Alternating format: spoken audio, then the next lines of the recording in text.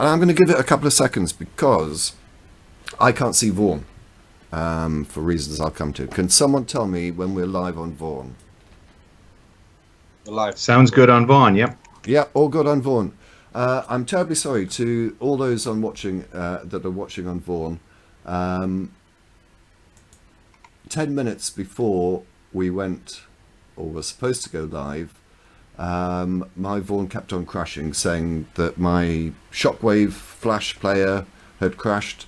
So it's crashing every couple of minutes. So unfortunately, I'm a little bit going to be out of connection with things. If I refresh, it will come back, but it's sort of like seems to be taking some minutes to do that. So it's not something I was going to try and resolve before we got started. But anyway, leaving that aside, it wasn't only me that had technical issues. It's good to say that other people suffer from these things as well. So blame the majority of the delay on the rumpus. I don't know what it looks like on Vaughan, because for me it's incredibly jerky and I get maybe 1 in every 5 frames or something. I hope it's better for you. It looks okay. Good, that's fine then. In that case, let me welcome you to the Magic Sandwich Show number 129, possibly. And welcome the guests for today's show, Quantum Overlord, the Rumpus, and Hogtie Champ, who I think are all now pretty much familiar. You're familiar with them. We've got 2 main topics for this evening. One of them, for the majority of the American audience, you might find a little bit tedious, but hey, it doesn't matter. It relates to the EU referendum, and it may have some impact on US-British relationships. So stick with us on that, and then we will also be talking about the Orlando shootings, and in particular a video that was posted by Sam Harris, I think 2 days ago, which you may or may not have seen. Now we're going to take that 1 second. So if you are incredibly uninterested in the EU referendum that is going to be taking place, which we'll explain to you in a second, then you might want to have a look at Sam Harris's video, which we will be discussing in the second half of the show. And to find it, it was posted 2 days ago. If you do a YouTube search for Sam Harris, Trump, Clinton, Obama, I think it's about somewhere between 15 and 20 minutes long. And there we go. My Vaughan has crashed again. And if, as I say, if you get bored with that, go and watch that video, because that's what we'll be discussing in the second half, and hopefully you may have seen it already. But anyway, there we go. So I think what we'll do, though, first is have our quiz, which we'd like to start the show with these days. In fact, I've got 2. We might do both of them, but we'll start off with quiz number 2. Now, gentlemen, you will have to have Vaughan open, otherwise you'll have to wait for about 90 seconds for it to appear on YouTube. So here we go. Audience, of course, we welcome your input. I guess I've got to keep a score because the rumpus is so competitive. So we'll have Quantum Overlord, the rumpus, and Hogtie, and the audience. Okay, so hopefully you will have had time to see the first question. And it is a picture of a seagull, which ended up bright orange on Monday. Now, I don't know whether that was last Monday or the week before, I can't remember. After falling into a vat full of what? Was it marmalade, chicken tikka masala, or spray tan? And we're going to take it in the order in which I see it. So we're going to go Quantum Overlord first. I'll be keeping an eye as best I can on the audience. I'll go with spray tan. Spray tan. So you're going C. Rumpus. Chicken tikka masala. B. And Hogtie. Yeah, B. Is it the chicken tikka masala? Those are great options, by the way. That's actually very clever. Whichever ones are wrong, whoever thought of them alternates they're really good. Well, the majority of the audience have gone for B as well, and so I can reveal that the answer. I do actually know this one. I've not gone through the whole quiz, so I'm not in a position to cheat. But I did know that this was chicken tikka masala. So everyone apart from Quantum scores a point on that. Yay! So 1, 1, and 1. Okay, so next question.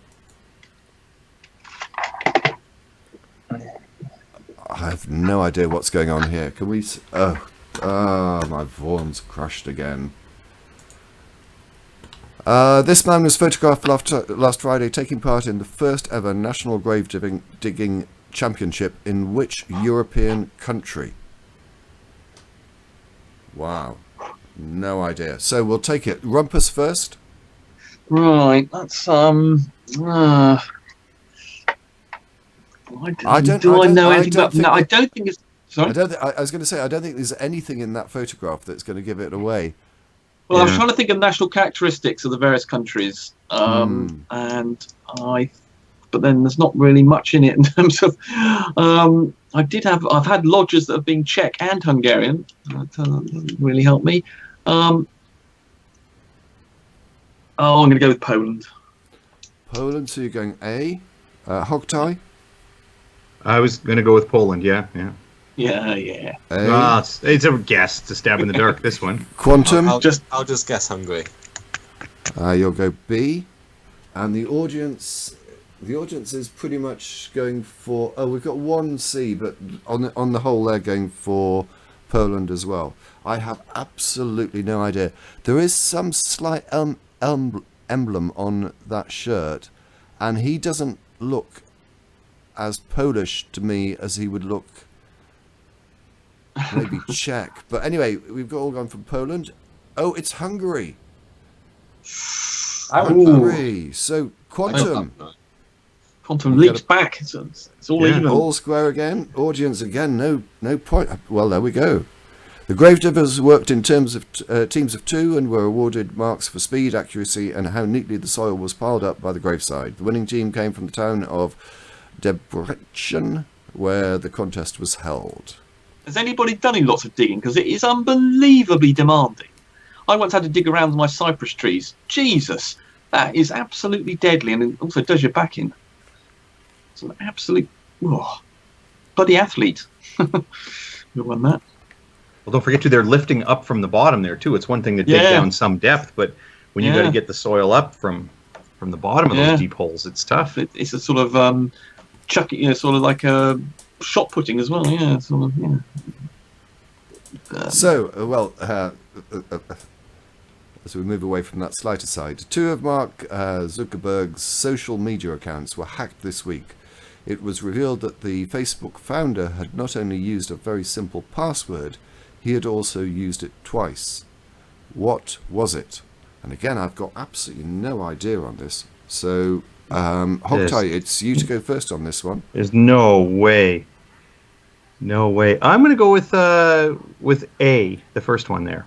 Okay. There's a reason why I'd guess that. All right. I mean, it's Quantum Overlord next.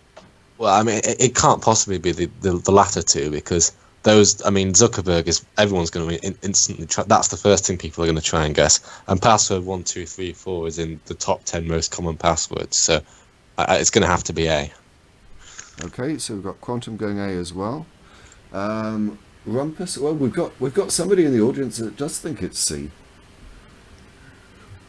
There we go. But I wouldn't let that influence you, because there's only one. Yeah, I'm not going to go. audience Yeah, I'm answer. not one to follow the crowd, so I'm not going to go for A. So it's a question of whether I'm going for B or C. I'll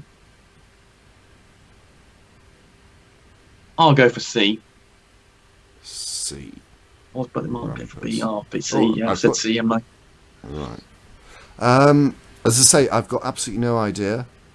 Well, I have to change it to B. I'm thinking B.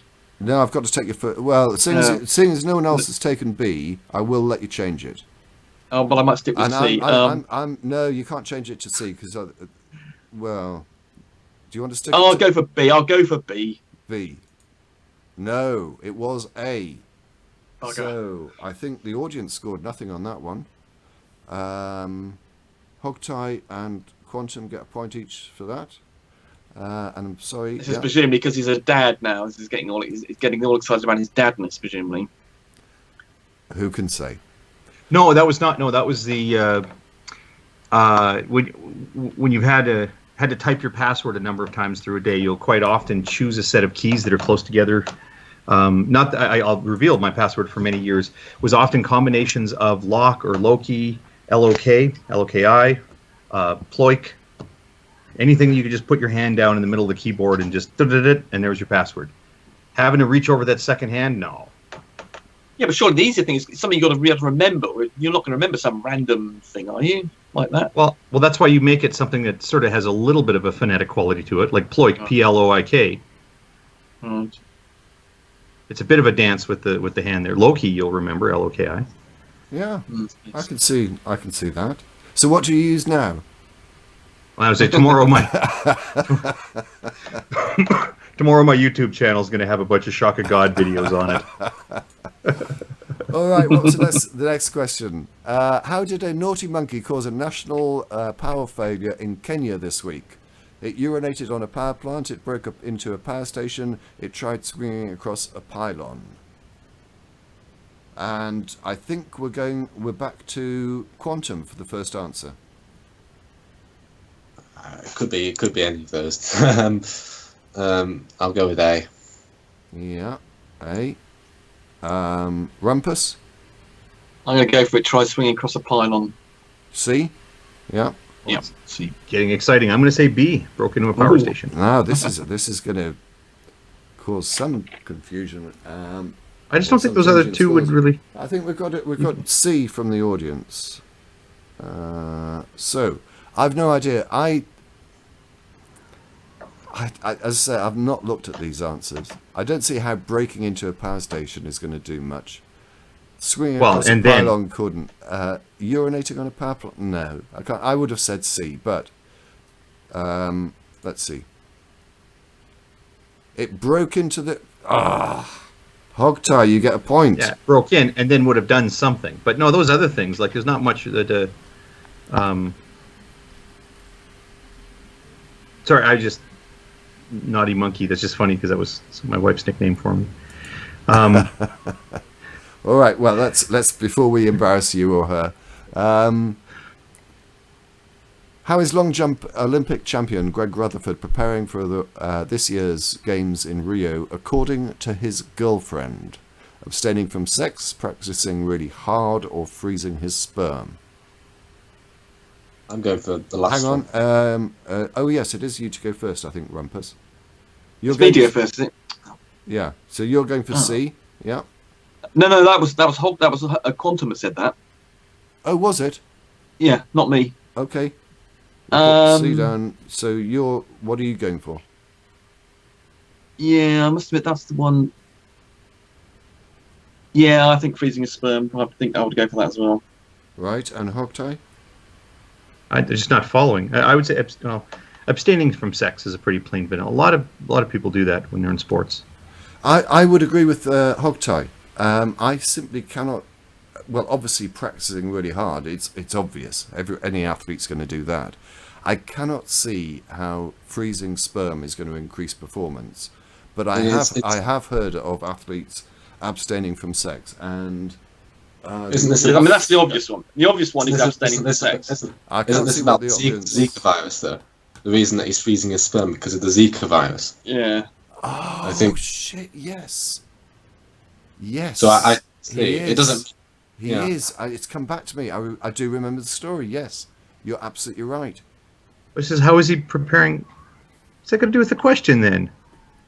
Because I'm going to appeal this one to the commissioner. I am the commissioner. Your appeal is rejected. He's worried about getting infected. I do. Oh, because he's going to go. Okay. Because he's going somewhere where he might. Okay, I got you. That makes sense. Right. I can't see what the audience said because I'll give the audience a point anyway because I can't see what they're saying at the moment.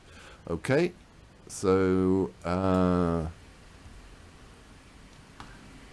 What were these three British club reps based in Cyprus reported to have done this week before admitting they'd made it all up? They accidentally sailed to Syria, they fought off a shark attack, they made contact with aliens. Whose And turn I is it? think Hog- this. is it- I think it's Rumpus. I think it's you to go first. Is it? Oh, okay. Well, Didn't I go first? if Just no. Wait. I just went first last time. all right, then in that case, Hogtie. Oh, they fought off a shark attack. It's B, So creative. that's B. Yeah. Yeah. Quantum. I'm gonna go with sail to Syria. A. And Rumpus. Sail to Syria. A. I don't know the answer to this, but sailing to Syria wouldn't sound like that great a thing. I think they fought It is off from a shark. Cyprus. I think they fought off. That's a about 100 miles or No. something. Yes, it's sailing to Syria. That's Syria. right. Yeah, it was yeah. incredible. It was an incredible 1 story point, 1 to say that point, you accidentally no did point. that. I mean, it's a major from Cyprus to South Sea. It's about 100 miles or so. That's not something you do accidentally. I didn't realize they'd been found out that actually made it up. But Right. that's quite something. Next, then. I get another the last point? one. Ah. Yeah, you got a point for that, don't worry. How did SpongeBob SquarePants land an Iranian footballer with a 6-month domestic ban? He was photographed wearing SpongeBob's trousers. He sang the theme tune on Iranian TV. He likened the head of the Iranian FA to the cartoon character. And I think this is this Hogtie now to go first? I went first last time, much to my misery. In that case, It's it's Quantum, I Quantum. I really have no idea. I'll go with C. C. Okay. Rumpus. Yeah, I'll go with C as well. C. Audience. I think and see. Yeah. Everyone's going for C, including the audience. This won't help anyone. No, all wrong. He was photographed wearing bright yellow SpongeBob trousers. So Bloody there we go. hell. So let me do a quick tally of the scores. 1, 2, 3, 4 for Quantum. 1, 2, 3 for Rumpus. That's right. 1, 2, 3 for Hogtie, and 1, 2.5. Although I did miss one of the answers from the audience, so I'll give the audience 3 as well.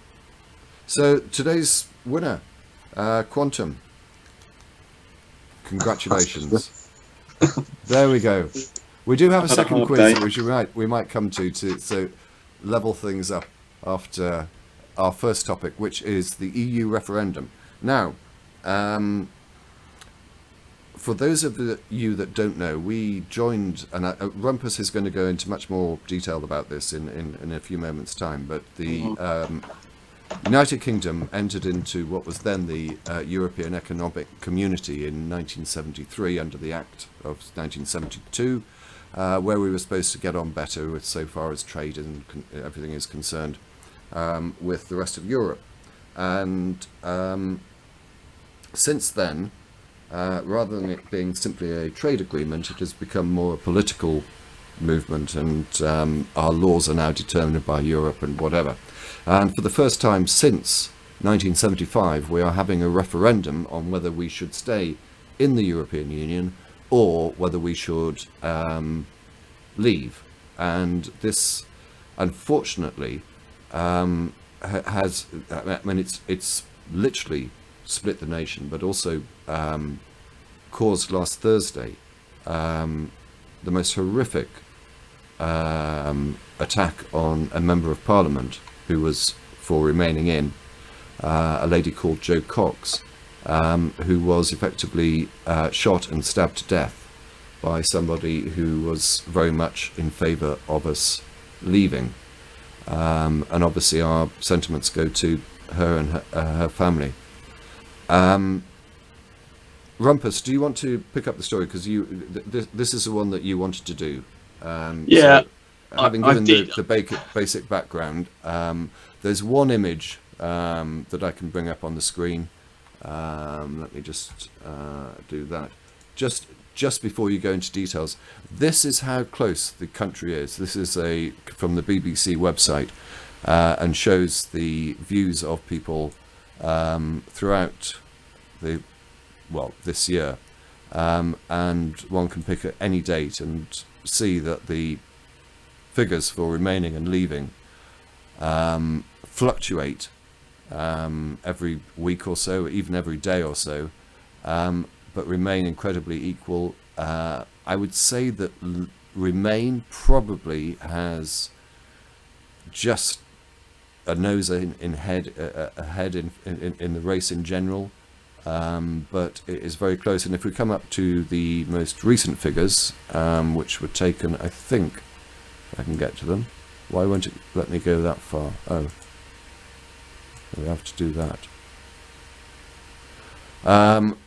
Yes, so the latest figures are 45% Remain and 42% to Leave, with I don't know of 13%. So Rumpus, over to you. Tell us your thoughts, and I know that you've got a quiz for the rest of us as well. I have. But set out the background if you'd like to. Yeah, I've got a little. I can share my screen, I think, on this. Yeah, of course. Let me just. I've managed to lose this my whole presentation. Plus, I've just lost all the tabs to all the links I was going to provide to you. So instead of having an hour-long piece of information, I've probably got God knows what. So I've completely buggered this up, which is so that's why I'm a bit angry at the moment.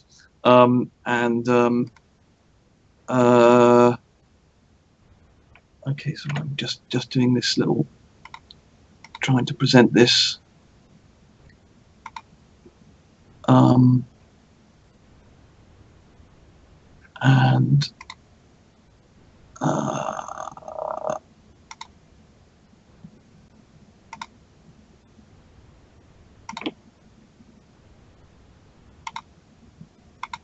Can you see that? Can you see?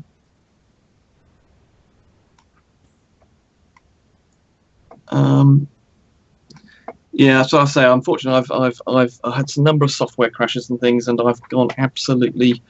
I'm on the verge of biting bits of furniture because I'm so annoyed. Right, you can read that, Ken. Sorry, I'll tell you what I'll do just before you do that, because the screenshot I've got is a little bit. I'm going to remove it and add yours, which has got more information on. So just bear with me 1 second. Is it a good size?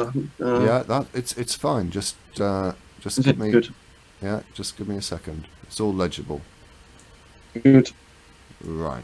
So, I think perhaps one of the first things you should do is explain what Brexit is. Yes. Right. So apologies for the loss of all my tabs and information, but I've got some sort of kicking around. I may have to do this. I may have to find some as I go along. But yeah. So sorry about this being so poor. I will make a video of this to make it turn into something. Anyway, so Brexit. I will just move to the next slide just to show you, because this is actually was what my presentation was going to be, and unfortunately I've lost half of it, and I've lost all the tabs I was going to do on live. So we're not actually going to get much of what I got in this. So that's what Brexit is, and here, if you can see, that is what the EU currently is. Can you see that, everything, the map there? Right, jolly good. Right, so this is all happening on June the 23rd. We're having a referendum in the UK about our membership of the EU, which at the moment consists of 28 countries. You can see them here all in blue, and there are a number of other potential new countries coming. Can you see my pointer? Perhaps not. Okay, never mind. There's Turkey over to the right here, which there's a big fuss being made about it at the moment.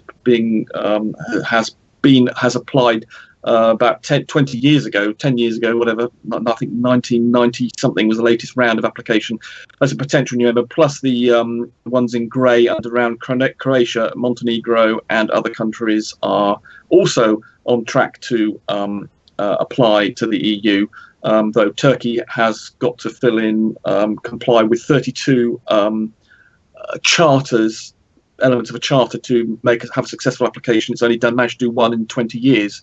But anyway, the rest of the countries, the 28 here, Norway has refused to join, and Switzerland has as well. And we are therefore considering leaving this group of countries, which we've been a member of since 1973. There's because even though it's the biggest market in the world, and even though we have people like President Obama telling us we should be in there, the Prime Minister of Canada and the Prime Minister of Australia has said that we should stay in there. This is one of the arguments for Remain that have used. In fact, I met my MP only last Saturday, and arguing in the middle of town, he was telling me, "Oh yes, look, President Obama said you should stay in the EU. It's the biggest market in the world. Therefore, it'd be rather silly to leave it." So this whole area here, as part of the four freedoms, in this area there's a tariff-free area where basically there's free movement of what's the free freedoms, as it's called, of goods, services, labour and capital. And so in the UK, not only can we go across to France and down to Malta even without having to go through passport checks in effect, we can also trade our goods in this area, and 44% of our, actually, that's the next slide. So we actually export 44% of our things to this area. So everyone is telling us, why on earth do you want to leave this largest market in the world? The economic size, this is bigger than the US by some margin. It's 500 million people, and the GDP, as I say, is bigger than the US, biggest in the world. And so everyone's saying, why would you want to leave this thing? And so we're told by Obama and things. But of course, all these people are telling us not to leave it, like Obama. When he came over, that's when the polls changed. We were actually going to be remaining. It looked like an easy run to remain in it. And then Obama came along and said, well, if you left it, you would be the last in the queue, as he put it, which he used the correct term for line, but it was clearly something he'd been told by Cameron to use to indicate that we would not get a trade agreement, because at the moment the EU is negotiating with America over trade agreements. It's called TTIP. It's causing a bit of a rumpus in the UK because potentially that means that American corporations can sue things like the NHS if they're circumcised. I wasn't aware of this until recently, that apparently corporations in the US can sue the government if the government makes a policy change, and as a result they can claim some sort of damages. And so we're worried about having a similar sort of thing of litigation against the NHS in this country. So my point with my MP was that no, the people like America, the US, Canada, Australia, they want us to stay in the EU because they believe we have influence in the EU, and because it's the biggest market in the world, it actually is rather important that the US, etc., can get access to it, and so they believe the UK is going to help them to do that. So that it's in their interest that the UK stays in the EU, but that doesn't mean to say that it's in our interest. And when I pointed this to my MP, he sort of shut up for a bit and then moved on to another subject. Another argument for staying in here is that this bloc has all these trade agreements. It's got 50 or so trade agreements with other countries in the rest of the world, but it turns out but they failed to get them with the major countries. The only countries of any significance that they've got trade agreements with is Mexico, South Africa, and South Korea. And so one of the arguments again has been that we would miss out on all the deals that the EU has made. It's made 50. You think, oh, that's out worth 50. Hold on, 50 deals sounds a lot. But it turns out all these 50 deals are with places like the Isle of Man, which is just a little island off the UK, which is actually part of the UK, but it's a sort of dependent territory. Andorra, which is a tiny little country between France and Spain, and Liechtenstein, which is a tiny country between Austria and Switzerland, and other variety of microstates. So, in fact, all this talk of the economic power of the EU providing us with marvellous trade agreements is absolute bollocks.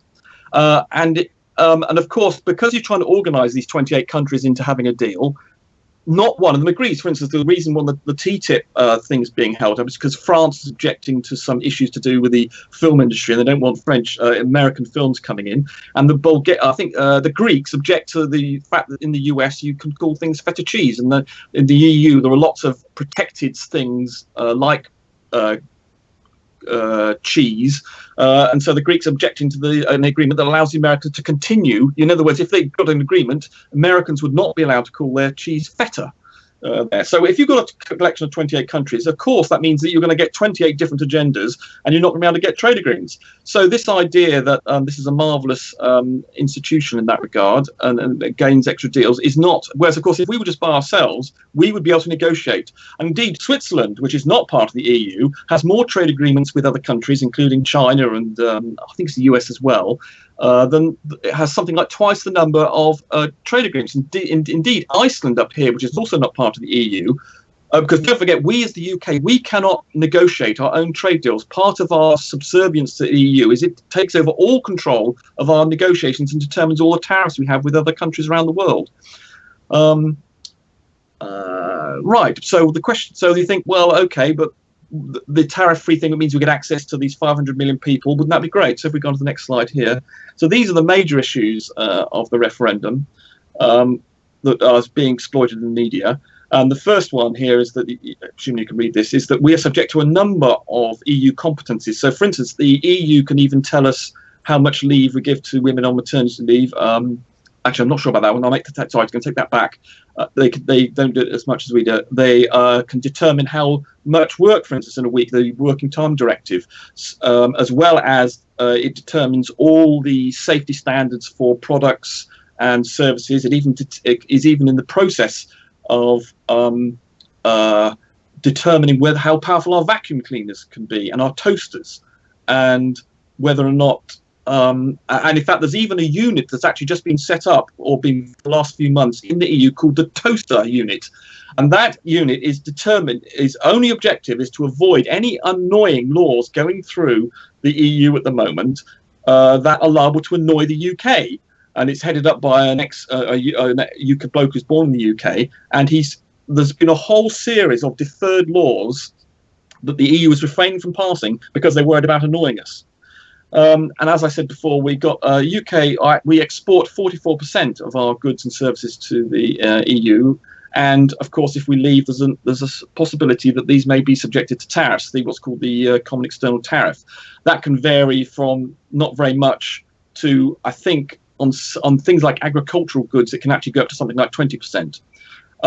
But this argument, of course, we actually have a £75 billion deficit with the EU. In other words, we buy £75 billion worth more of goods and services from the EU than we export.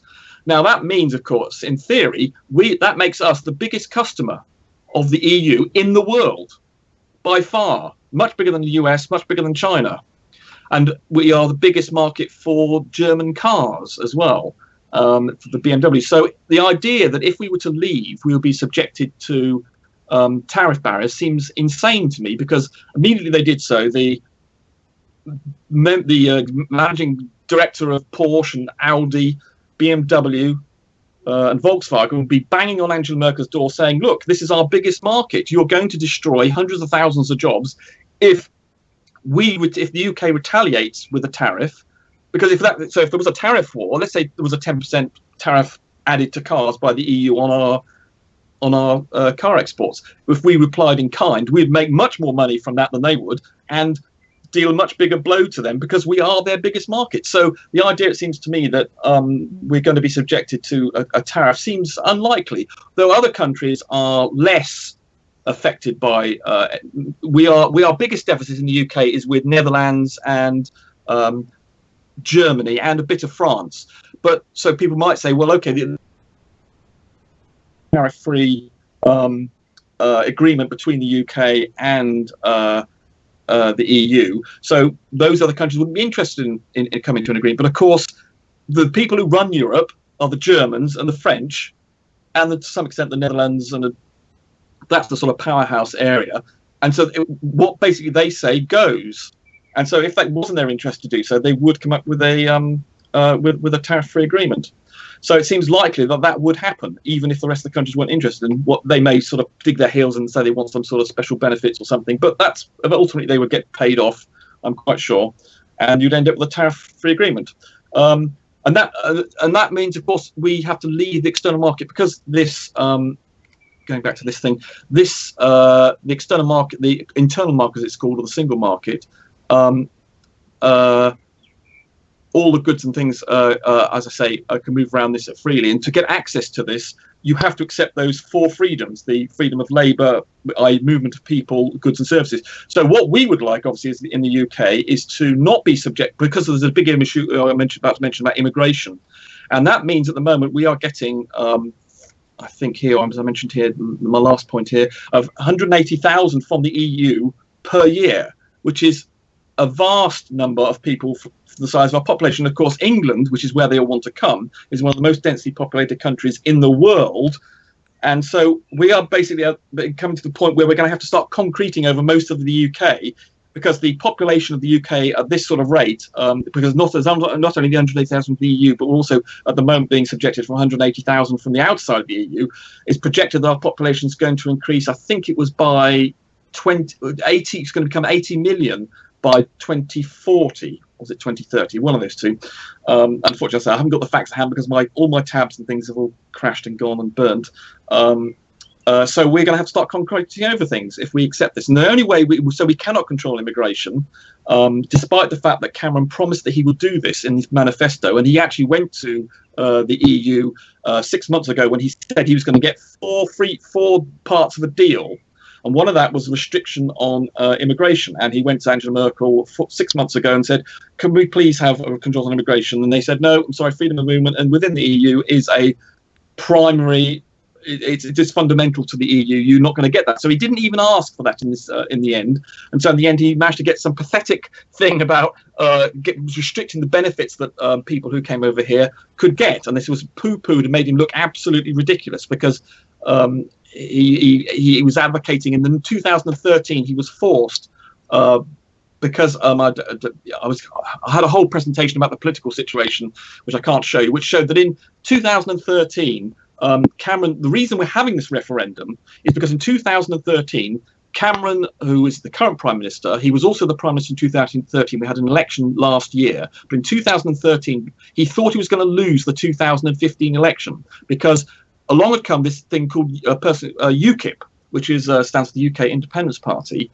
And they took about 15% of the vote. Now, it just turns out that, in fact, the difference between Cameron, who is the Prime Minister now and is leader of the Conservative Party, had about a 15 or 10% difference between himself and the Labour Party, which meant that there's suddenly this new party, this UKIP party, turned up, took 15% of the vote, and would suggest that he was going to lose the next election. So the only way on their agenda was to get out of Europe, and a large part of his own party agreed with them. So what he did was he offered a referendum in 2013, an in-out referendum, as he put it, and said, well, okay, you can have that as a way of sort of puncturing the UKIP bubble, so that he was trying to get all those people who had gone over to UKIP demanding, because there was a big crisis with the financial crisis. The EU looked as though it was falling apart. There was mass immigration. Greece, going back to here, all the countries along the Med here, Portugal, Spain, Italy, Greece, and others, suddenly with the financial crash, all had the most enormous deficits. Greece had 11% deficit. Spain looked as though was going to do something similar, same with Italy. And we actually had to bail out Ireland and Portugal. And it looked as though the contagion, as it was called, all down to the financial crisis, which, were supposedly started off in America, but in fact they started off in trading in the UK. It was actually where they researched how to deal with these what's called collateralized debt obligations and things, and swaps. So it looked as though the whole of the Mediterranean was going to crash and burn, and that made the EU. And there were riots in Greece. The Parliament building was assaulted every other day. So the EU looked as though it was going through a terrible thing, and that launched UKIP up in about 2013 for the first time to about 15% of the polls. I did have a marvellous diagram of the polls in that thing, which I'll perhaps show you later if I can. And so then the Cameron was forced into, because he wanted to win the 2015 election, he had to promise the UK this referendum to get his own party members to support him, and also to lance the boil of UKIP attacking him on his right flank. Because in the UK we've never had the right of the political spectrum split.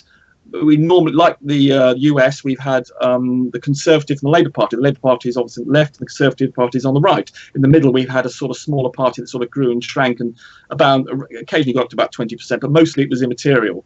But with the UKIP splitting the right and getting 15%, it meant that we had to have a referendum. So that's why we got one. And because he promised it in 2013, and in the manifesto, he put it in there. And so we had it. And we pay 20 billion in gross to the EU.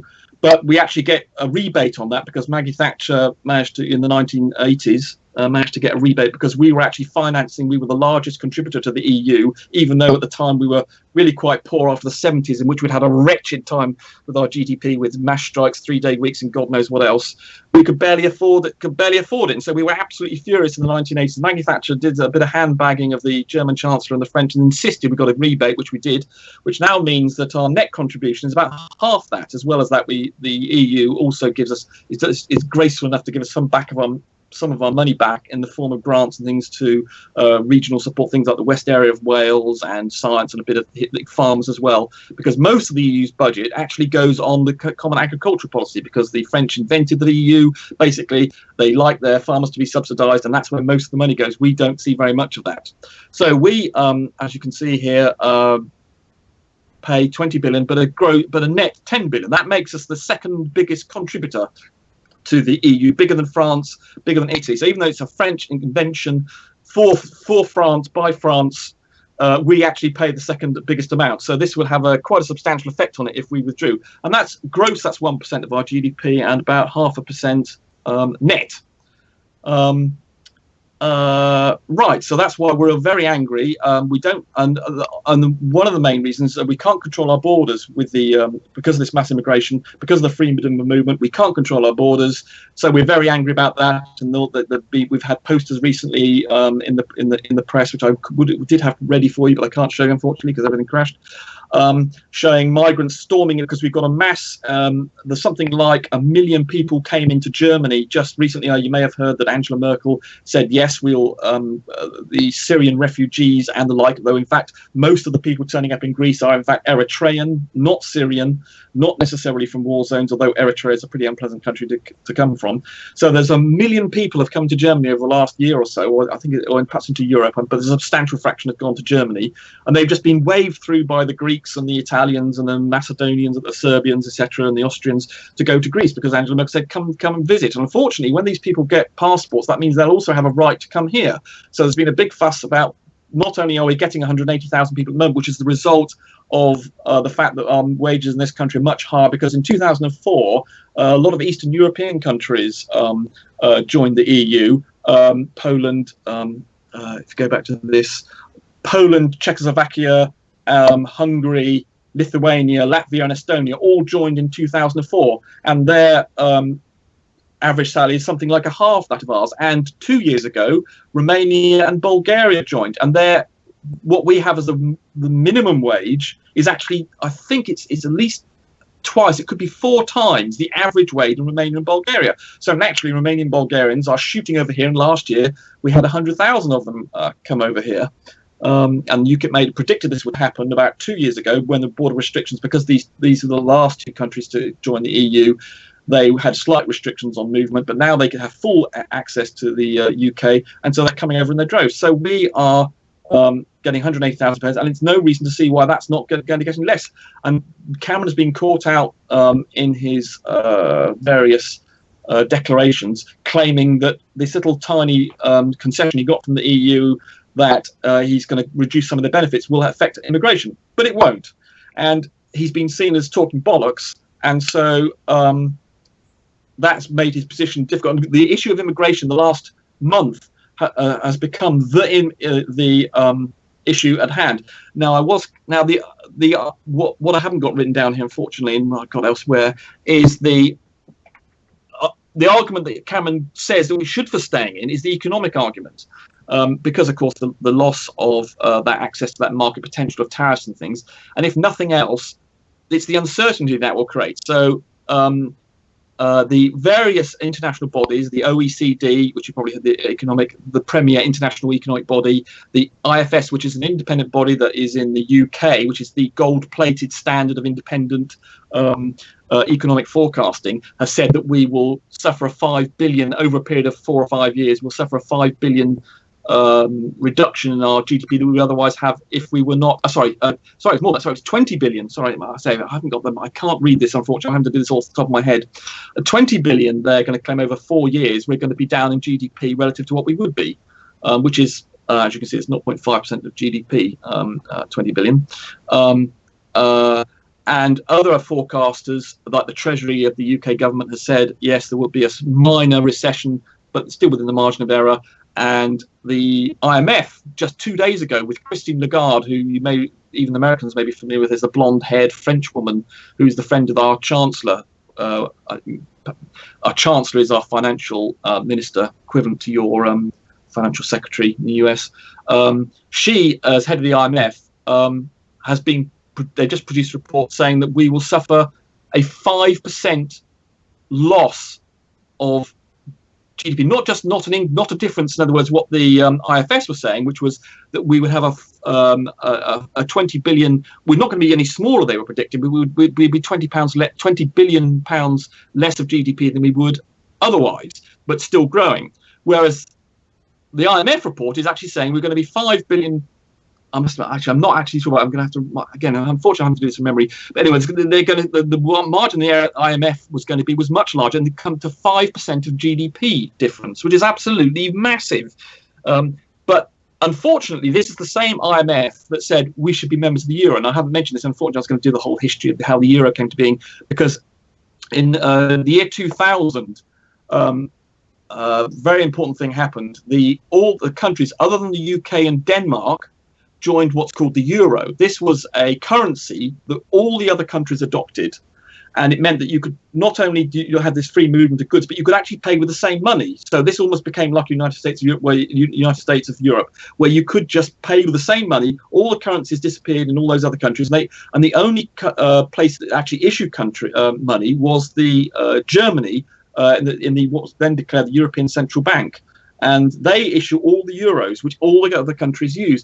But unfortunately, what that meant was that reduced all of the prior to that. I mean, in economics, if your country's unproductive, you have higher inflation than another country. What you can do is you can devalue your currency, and that means you're protected from another countries which have lower inflation. And this is actually what the UK had to do in the 70s, for instance. We had things, and even in the early 80s as well.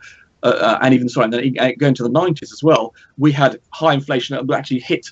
In the 70s, it got up to 25% or so. Now that means if you have very high inflation in your economy, then your currency effectively becomes less. And so the way you get round the fact that happened, you protect yourself is by you devalue your currency. The markets say, well, your currency's, you're effectively spending much more money, you're paying yourself too much money, therefore the actual value of your currency is going down. So those other countries then the markets then sell your pounds and it goes down in value.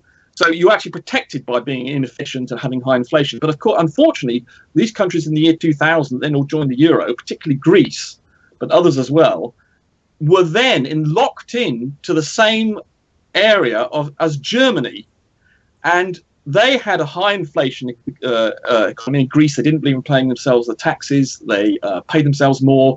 They were inefficient, but they were fighting in the same currency union as Germany, which at that point in 2000 had actually just gone through a few years of austerity, and they were determined to keep prices down. I went on a skiing holiday where I was accosted by a German telling me how he was actually employed by the government specifically to suppress salaries because they were having the reunification issues still were concerning them. So the salaries in Germany remained flat, but places like Greece and Spain and elsewhere, oh no, they were going up. So that meant that the goods in Greece, effectively the domestically created goods, then became much more expensive than they were relatively to Germany. And of course, Germany is also a much more productive economy, much better education system.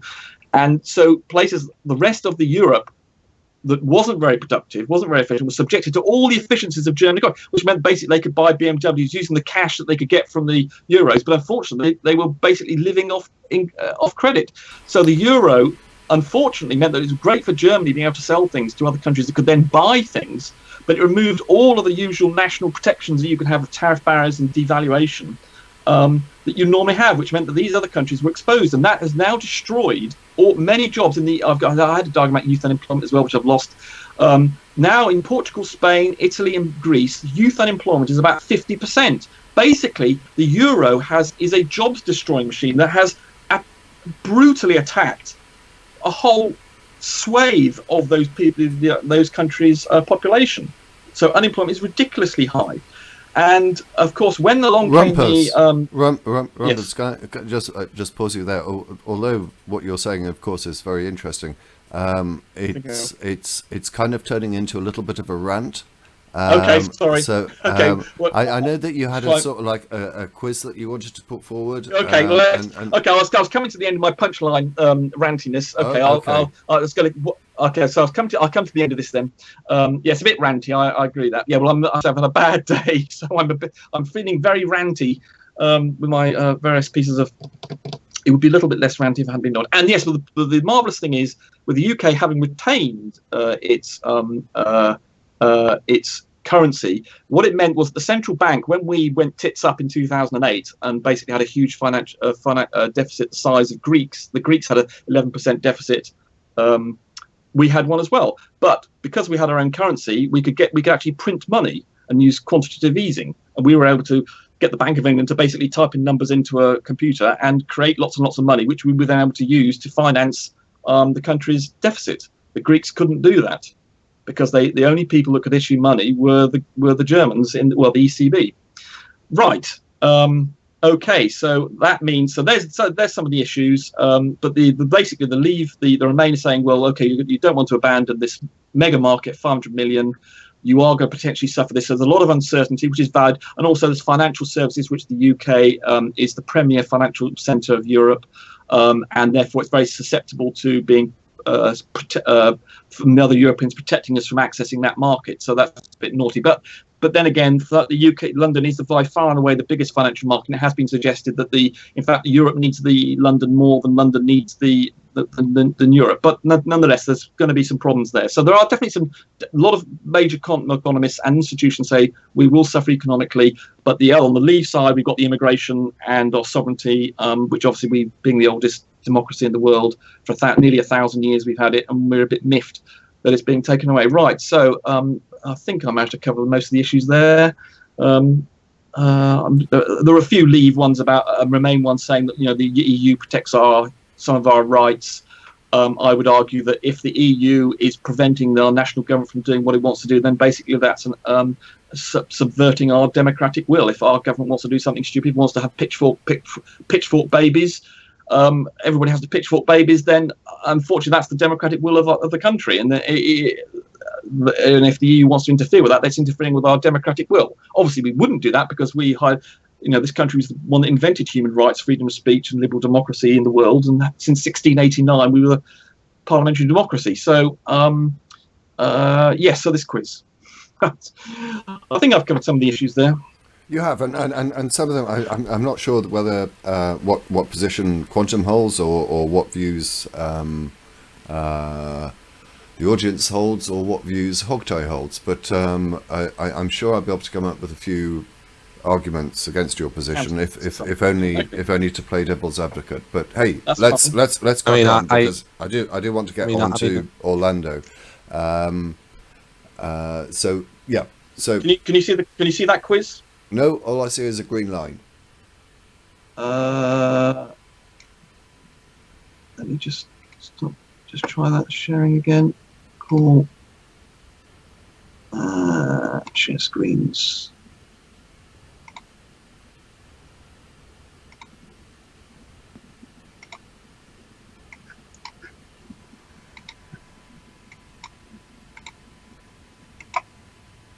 Oh, come on, you little devil.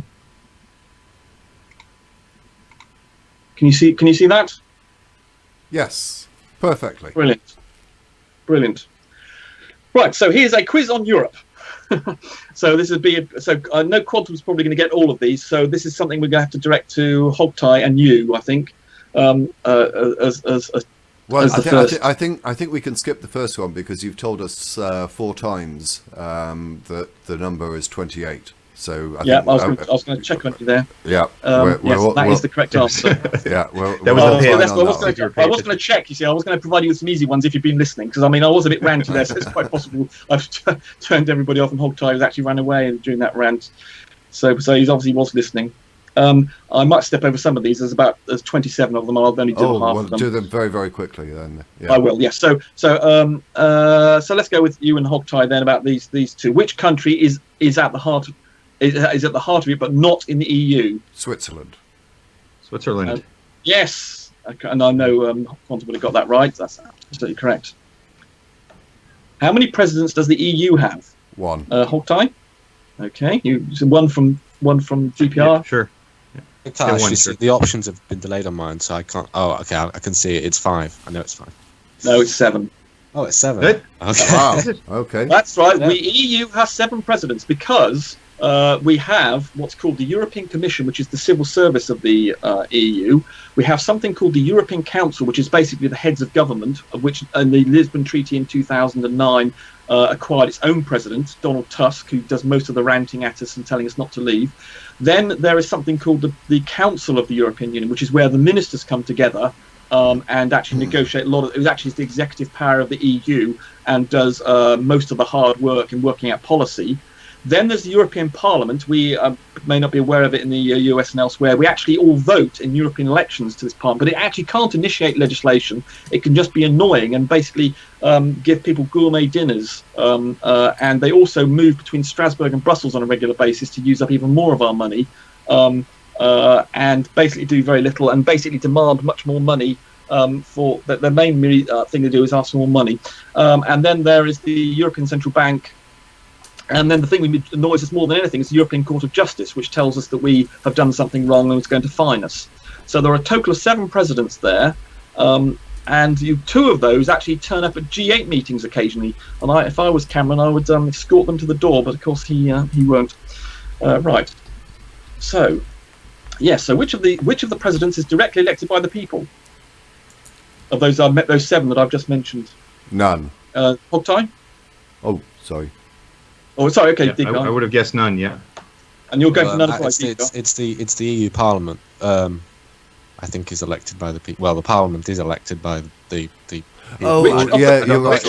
I'm not sure the president. Hold on. Let me ask the question again. Which of the presidents is directly elected by the people? None of them are directly elected by the people. No. Yeah, I'd stick with none. No. Yeah. And that was same with Hogtie? Yeah, none. And not to bog us down on this point, but I also not that shocked by that sort of thing. I think it's quite common that when you have a president, especially the higher up you go, I mean, people might elect the president of their local, like, hunting and fishing club or something, but the higher you get in these bigger organizations, like the Americans don't elect their own president through direct democracy, right? Like it's that part's pretty common. I'm not so dissuaded that this is an awful thing because of that. Sorry, in what sense do the Americans not directly elect the president? Well, they have the Electoral College, right? Oh, right. Oh, I see. Yes, true. Okay, right. Okay, but yeah. Okay, yes. It's not they do directly, but they don't do it via a proportional system. They do it. Yeah, and not to bog us down in that sort of discussion about. I'm saying that this is the kind of thing I don't like when people will criticize something like the EU because they'll say, well, the so and so isn't elected by the people. Well, they're not. I mean, who of the United States of America? Who are the people? Who are the citizens? And in fact, it's the states, right? The states are members of the United States of America. But Johnny Lunchpail and Sally Housecoat that go about their day. They're not like members of the United States, so they don't get to vote on the president. The states vote on the president. I mean, this is not something that annoys me particularly, actually, but it's just an amusing little aside. It's not something that gets my goat particularly, but yes, indeed, it is none of all those 7 I mentioned. Right, and if you're listening carefully, you should know which institution is responsible for drawing up new laws. Oh, that's the. Well, it's basically the commission that sends it down to the parliament that then sort of like talks about it. But it's the commission that actually comes up with the idea of new laws. Actually, that's not quite right. Well, you actually got. Well, anybody else going to answer the question? Hogtie? I was going to say the European Commission, but. Okay, and being told that's wrong, my second guess would be European Council. You actually, I'm not Quantum? Well, I mean, it is the Commission that proposes the laws, but I think that one of the councils, because there's the Council of the European Union, there's the European Council, which So in fact, I think what one of the councils outlines the direction. What actually happens is that indeed you're correct that the European Commission does actually instigate, actually formulates the laws, but it's actually told to do so. The executive part of the EU is actually the unelected the Council of the European Union. That's the one that has all the ministers that actually change and rotate depending on what the subject is. They actually direct the European Commission, and the European Commission does actually formulate the laws themselves, but they're actually directed to do so, which is slightly different to what DPR was saying. So there's so indeed it is the civil service in effect. Right. So Greenland left the EU. Would like to? It was the only country to have successfully left the EU so far. Anybody like to guess when that happened? Do you want me to go first? Yeah, why not? Well, the original EU was actually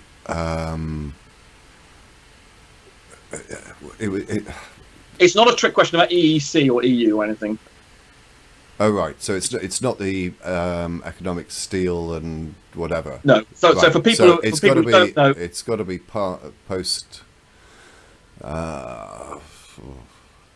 And Greenland is part of Denmark. 79.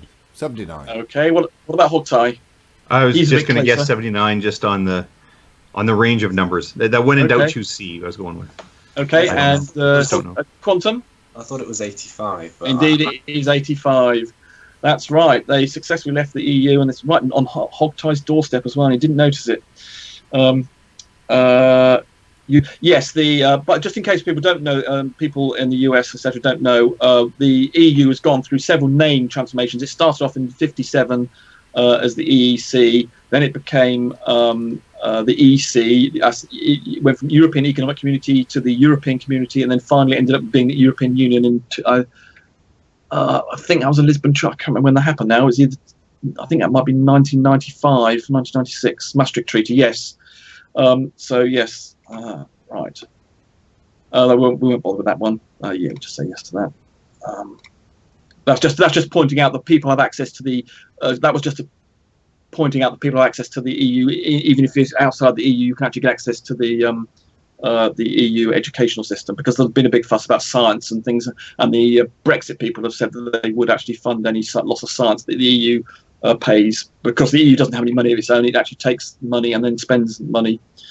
So, which of the following countries is not a candidate set to join the Europe? Which of the following countries is not a candidate set to join the European Union?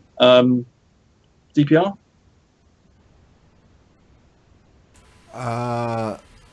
Turkey, I think, definitely is. Macedonia, not sure. Montenegro, and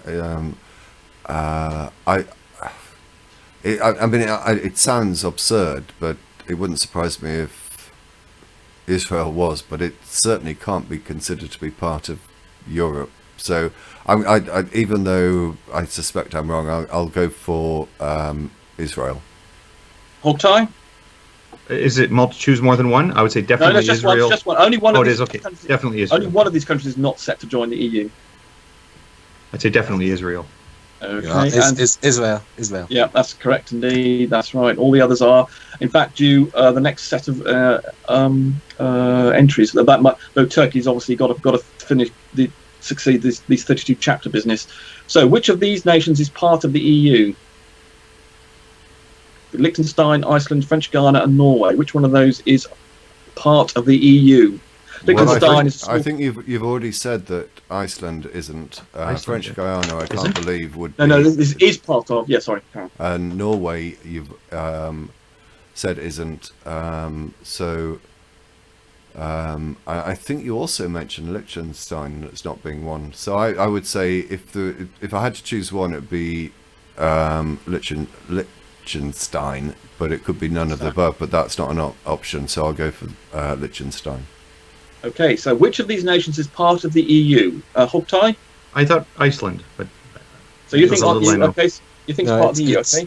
It's definitely French Guiana, because indeed French Guiana That's correct. French Guiana is indeed part of the EU because it's part of France, believe it or not. It's not actually a colony. It's actually under the jurisdiction of France. It's a part of France, just as Algeria was in 1962 before they were kicked out by the Algerians.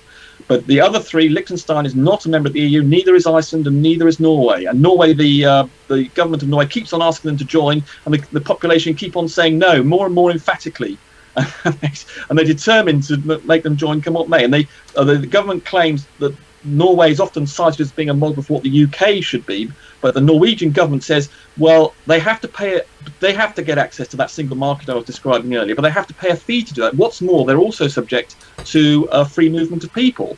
So if you're an asylum seeker, you can actually go straight to Norway without having a problem. But unfortunately, the Norwegian government then says, well, in fact, they get faxed. They call it government by fax because they get a lot of the regulations from the EU without having been involved in actually formulating them. But it turns out, in fact, they're only implemented 10% of them or so. But there's a lot of contention about. But indeed, French Guiana is the answer. That is part of the EU, despite the fact that it's on the north coast of South America. I won't bother with that one, I think. That's the Algeria thing I was telling you earlier. How many stars are on the European flag? Okay. Would you like to guess? I can't unmute here. Well, what's to guess? Is that not what's his? Yes. Oktay doesn't miss a trick. 12? Yes. Is it 12? Okay. They get an extra point for initiative there. I would have said 12 as well, but okay, yeah. Next one. That's right. We won't bother with that one. It's the Ninth Symphony by Beethoven. Won't bother with that one. Won't bother with that one. It's fine. Right. In what year did Britain join the EU? Well, I know this one, so. Hold on, yeah, hold on. I think he's got to try this one. This is definitely a whole. How old is this EU? I don't know if it's also the EEC. It's had various names. 1973. I would say quite late. Okay, and I think DPR. Yeah, it's 73 under the Act of 72, but it wasn't the EU then; it was the EEC. Correct. Yes, and Quantum obviously know that. So yeah. And what is the current EU unemployment rate? So there we have 4 values. So what's the average unemployment rate inside the EU? I'd go for the highest one. All the way up there, right? Yeah. Because what's the unemployment rate in Canada, Oktay? Sorry, the current unemployment rate? And I'd like to compare it with Canada. What's the unemployment rate in Canada? I'm not sure. Last I'd looked, it was around 4%. Right. Okay. Yeah. Easy thing to find out. And that's okay. I just wondered if you happen to know. So, what do you think the unemployment rate the average unemployment rate is inside the EU? Off the top of your head, I know you haven't really got much of a. Oh, the current rate? Yes, in the EU. In the EU, what do you think it is? I'm going to pick not the ridiculously high, but the high 5.8. 5.5. Oh, 5.8. Right. Yeah. Okay. And what about you, Quantum? I don't know this one. I mean, I know it's really high, and youth unemployment is about 50% in Greece. But I don't know the overall employment figure, but I suspect it's about 5%. I don't know. No, it's 9.6%. It is the ridiculously high one.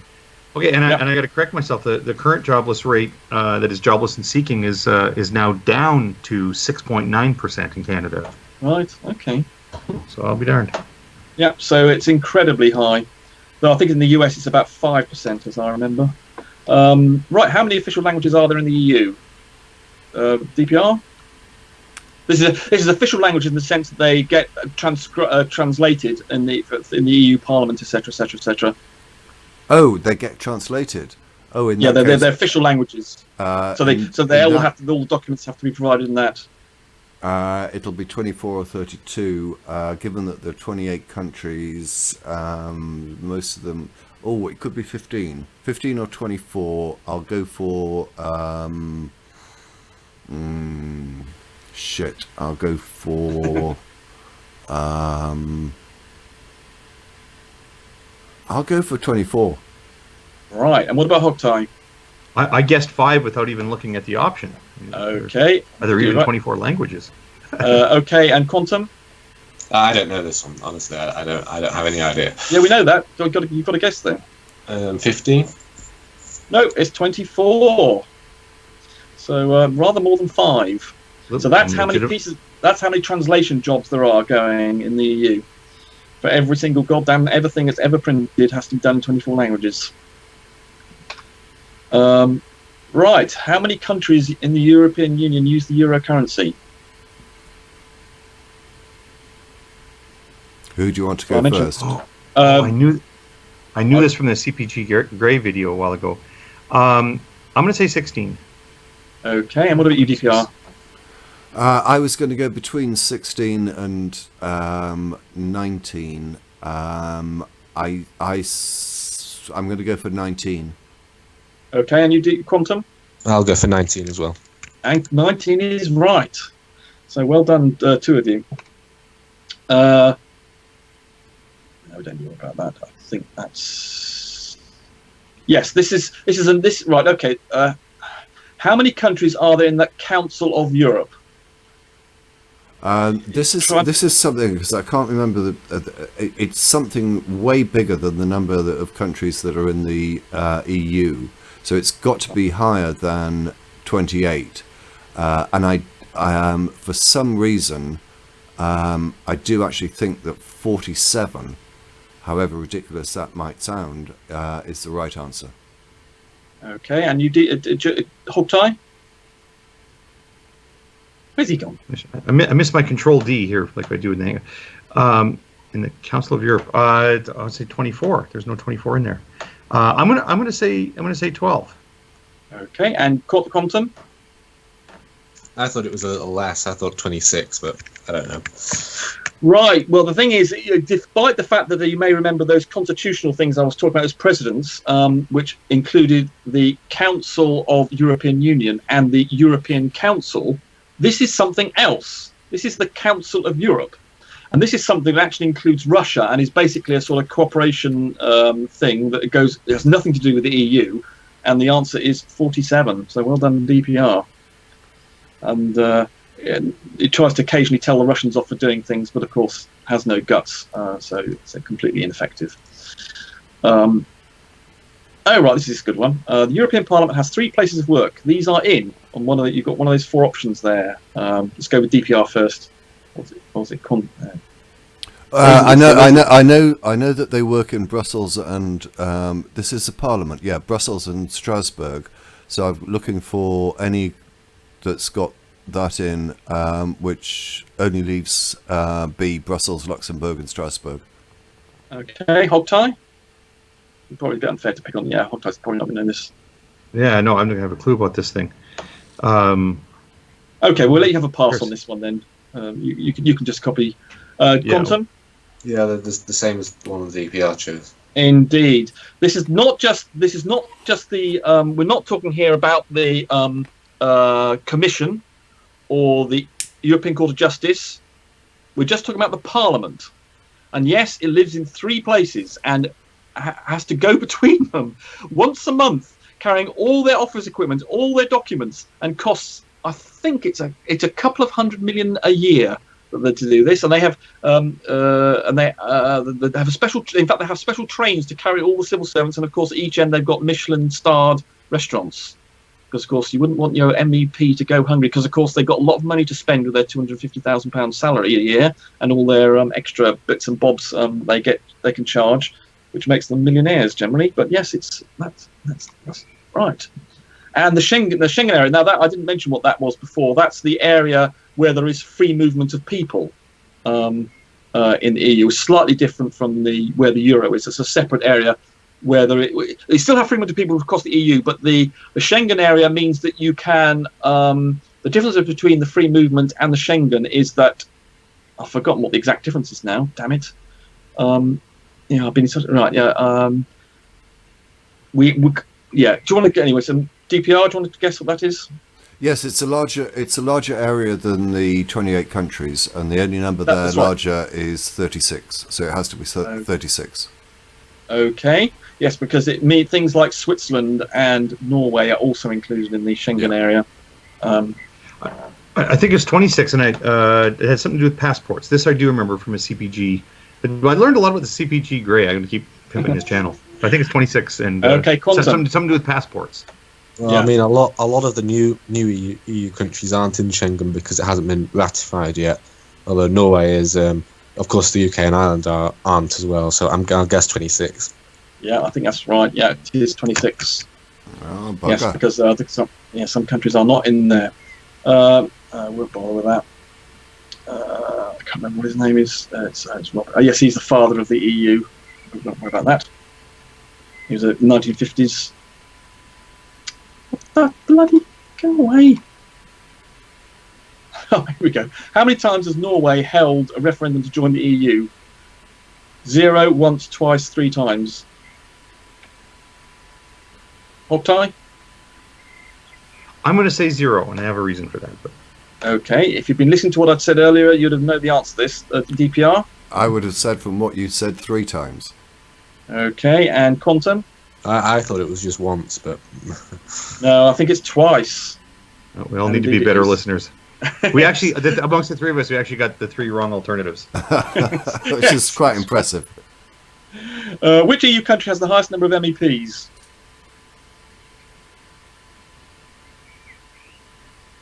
Well, I know how many we have.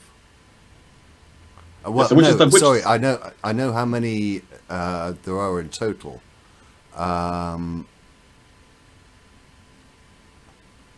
So which one? While you're thinking on that, then perhaps Hogtie. I'm going might with Russia. know. I'm going with Russia. Yeah. Russia, Okay. no, definitely not Russia. Did you take any notice of the maps I offered earlier about where EU members were? Obviously, you didn't. I He did got not. he got bored. I would have to Go on, say. Sam. Well, it was set up by France and Germany effectively, so I would have thought that the United Kingdom is out of the question. So the answer is between France and Germany, and given the population of those 2 countries, I would have to say that it was Germany. Okay, Quantum? it's Germany. Yeah, indeed it is. It basically works on population as it didn't actually until a few years ago. I think it was the Lisbon Treaty. I think actually, I think it. I can't remember if they actually fixed the population issue, but yes, there was a point when it was we ourselves in France and Germany all had the same. And as for bloody Hogtie, not looking at my map that I was showing, so judiciously saying Russia's bloody inside the EU. Jesus. Right. This is worth a question. Okay, how many times did French President Charles de Gaulle veto the United Kingdom's application to join the European Economic Community? Because in the 60s, when the British economy was, and the 50s and 60s, when basically we were riven with restrictive practices and were we were thinking, hold on, how come these bloody Europeans are growing much greater rate than we are? But we were spending a lot of our money on defence. Basically, we were trying to run an empire without having building lots of aeroplanes, and we were the premier building of. For instance, we built the first jet airliner, for instance, and doing things like that. But unfortunately, we're spending all our money doing that, and not improving our economy. So we were thinking, oh well, why are these continentals managing to grow so much more quickly than we are? And so we decided we want to join. But the question is, how many times we were stopped by Charles de Gaulle? Well, I know that it's not never, because I know that the famous quote that he gave, which I can't give, but concluded with "non, non, non." So he did it at least once. So it's a matter of whether he did it once, twice, or 3 times. And I know that sort of like diplomatic relations sort of like softened when Edward Heath was in power, and I'm gonna guess therefore that I think he I'm gonna go for once. Okay. Hogtie? Twice. Okay, and Quantum? Thunderfoot was going on about this. It's 3 times. No, I think it's twice. Oh, And did you get indeed, it is twice. Oh, okay. Well, He was. there you go. I think it was in the 1962 was the big one when he actually there were 1,000 diplomats. I can't remember if it was in the hall. I think it was in a very prestigious palace. I don't think it was in Versailles, but it was in a very prestigious place. They had a huge meeting, and we had all of the British delegation there with Ted Heath, who wasn't the Prime Minister then, but he was a minister trying to gain access to the EU. And they'd all been primed with saying that we would be accepted, because all the rest of the EU country, there was the EEC at the time, were saying yes, they desperately wanted us to be members because they regarded, at the time our GDP was actually slightly about the same as Germany's, bigger than France's, and so it was all expected he was going to say yes. And then he came out with a load of abuse and said we were going to be anchored, whether or not the UK would ever be stop being anchored in the Atlantic and come and become European. And he cited lots of fiddly things about our debt and things, saying a reason why he wouldn't do it. And then he did it again in 1960, late 60s. I can't remember if it was 67 or 68. And then just after that, he was kicked out by the 1968. There was a big revolution in France. Well, not revolution. There was a student revolt, lots of fuss, and he was kicked out as part of the sort of the student riots and things, and then we made it and got in there finally in 73. And right, so here we are.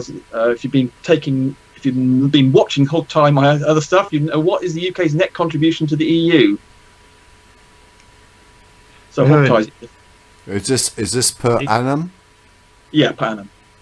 8.5 billion pounds. DPR. I've got to try and do a multiplication very quickly. It's supposedly 3.5 million a week, which would be about let's say 12 plus a month. Let's times 12 by 10. That's 120. Then add a little bit because I've got to times it by 12. So it's got to be 18. Okay, and quantum?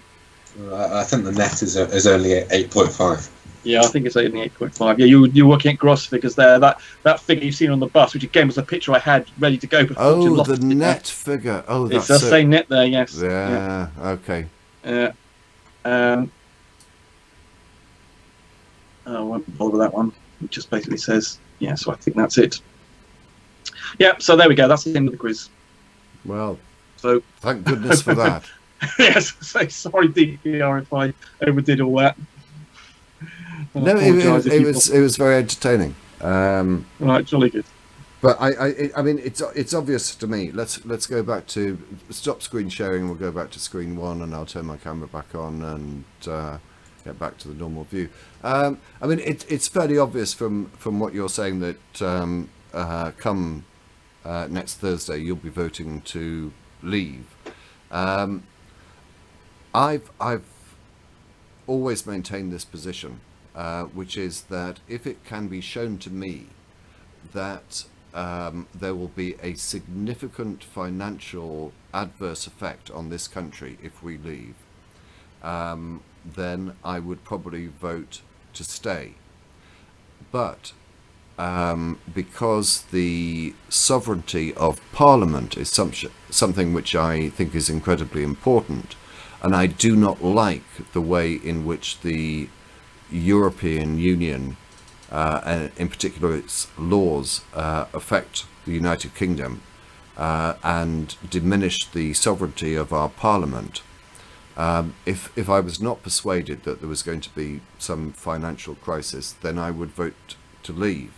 And the problem that I have faced and continue to face, and I haven't made my decision so far, is whether we are going to have some sort of financial crisis in this country as a result of leaving.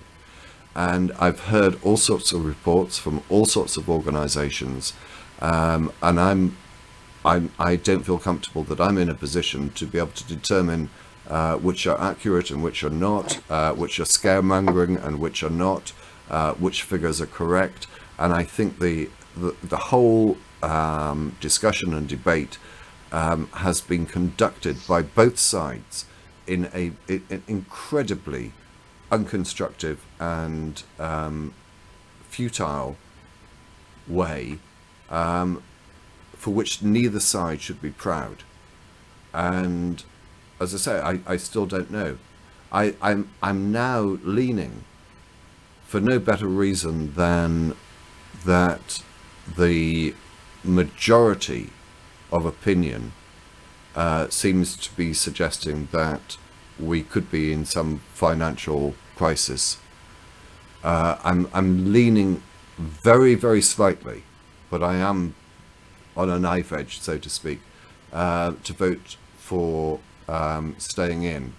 But I am incredibly tempted to vote to leave, on the basis that I think that any short-term financial problems that we may have are outweighed by retaining our parliamentary sovereignty. And I, as a lawyer, obviously I'm acutely aware of the amount of influence that Europe has on the laws of this country. And I think that it is an absolute outrage that we should be governed. And this goes back to the question that, or the comments that you were making about the European Commission, who are a bunch of unelected, either failed or retired politicians, who come up with what laws or whatever we should be governed by. Now, I heard, for an example, I heard Jeremy Corbyn talk about how we should stay in Europe, even though he has been anti-Europe for pretty much all of his entire political career, saying that workers' rights come from Europe. Yeah, absolutely infuriating. Working time directives and other regulations and whatever. Now, why is it not possible? And we can even follow the example that is given by Europe, but why is it not possible for our government to determine itself what rights its citizens should have? Because the people are voting in this country for MEPs. I don't really think they know what they're voting for, or what that particular MEP is going to stand for. And once there is a new election, all these MEPs join together to form sort of like groups and forums that they're going to all vote together on particular issues. This is, to me, in a way, getting too far removed from domestic policy, legislation and democracy. I would much rather that our laws were made at the Houses of Parliament by MPs that are elected by our citizens. And I think, as I say, I really haven't decided. I will vote. I definitely will vote, but I still, with only 4 or 5 days to go now, I'm not entirely sure which way I will vote. Yeah, I mean, what do you think of the fact that most of the financial institutions I mentioned, the OECD and the IMF, etc., all said that we should have joined the euro, and then it turned out that would have been the biggest disaster that we could possibly have had, and they were all wrong. I think all of the institutions, including the industry commentators and the groups like CBI, Confederation of British Industry, which is an arrangement of all the major institutions. All the OECD said that we should. IMF said that we should, and I'm not sure if the IFS said that we should. I think, I'm not sure about that one. So they all suggested we should join the euro, and that otherwise we would lose. The London's financial centre would go down. We would be economically seriously damaged by that. There were all sorts of nightmare predictions. Similarly, with the ERM in the 1990s, we were told we had to join that. Again, I take your point. And I'll answer it in this way. I have absolutely no understanding of many things, and including in that area of non-understanding is economics and how things work. So I find it very difficult. Did you understand the point I was making about how Germany, Yes, please let me finish. I do understand that it's very difficult for somebody that is not able to understand the economic message that is being sent out by various institutions, which I fully accept have their own agenda. And for example, I thought it was somewhat outrageous that President Obama, who I have on the whole a great deal of respect for, comes over and tries to tell us that we should enter into an engagement or continue to enter into an engagement which his country, he knows damn well, would never ever comply with. So I find it difficult to know who to trust.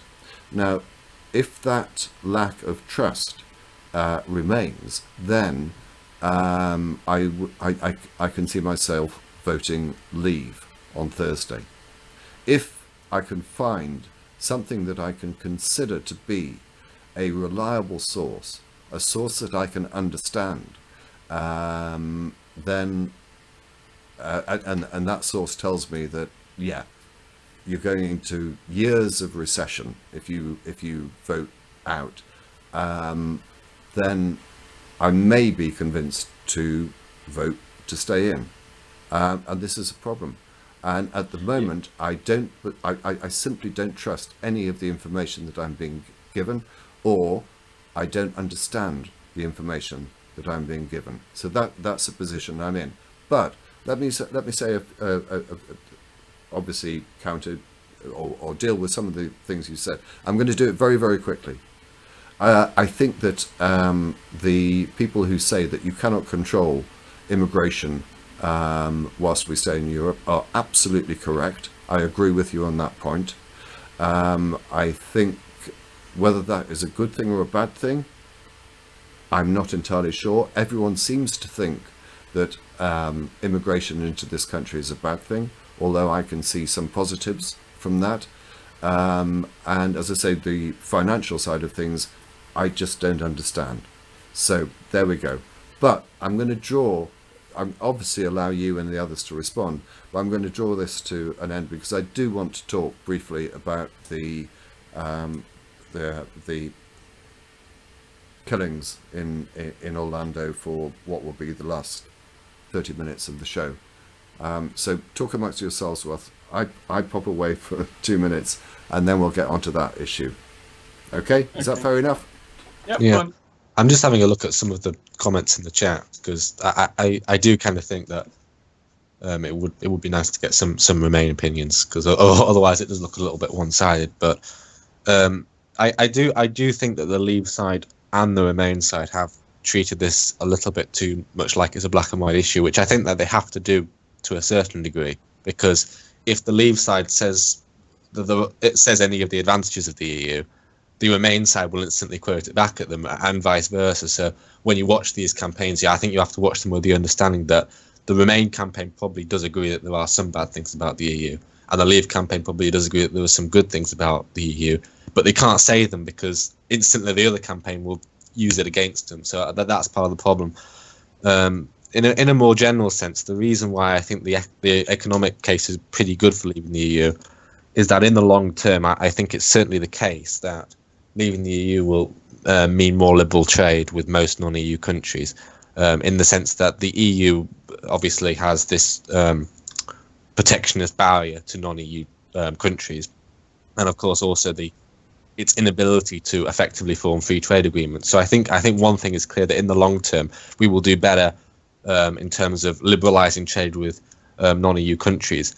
In the short term, there could be some degree of uncertainty, but the thing I would like to point out is that all the trade agreements that we have currently will simply be ratified because the UK has this is also a party to these same memberships. So I think that's not a problem.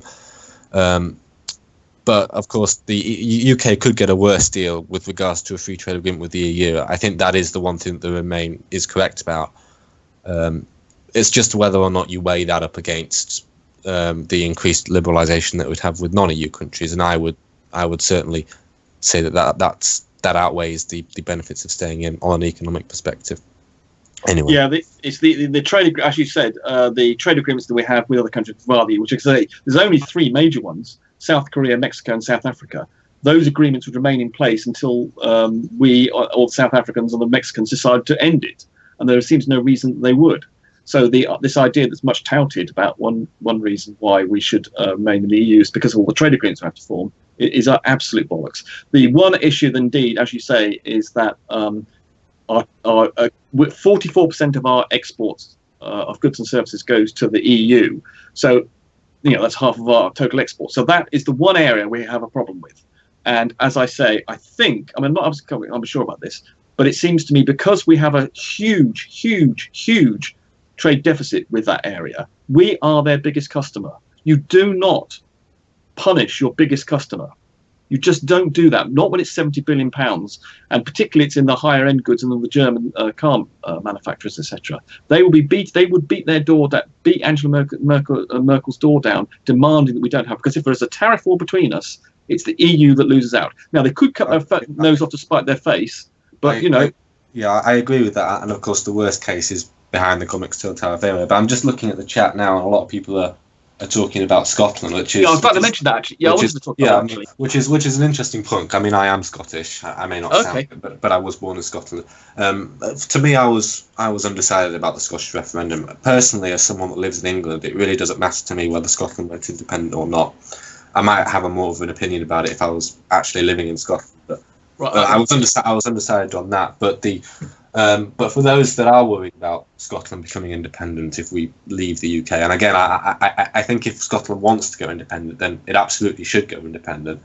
That's a sensible thing to say. But for those that are worried about whether Scotland goes independent, it won't, because firstly, opinion polls suggest that there's the public desire for another referendum is a lot lower than it was in 2014. But secondly, of course, if the Scotland wanted to become independent on the basis that the rest of the UK wants to leave the EU and we came out of the EU, that would be a bit ridiculous, because Scotland would not be able to join the EU because Spain would veto the membership, because Spain has a problem with Catalonian separatism.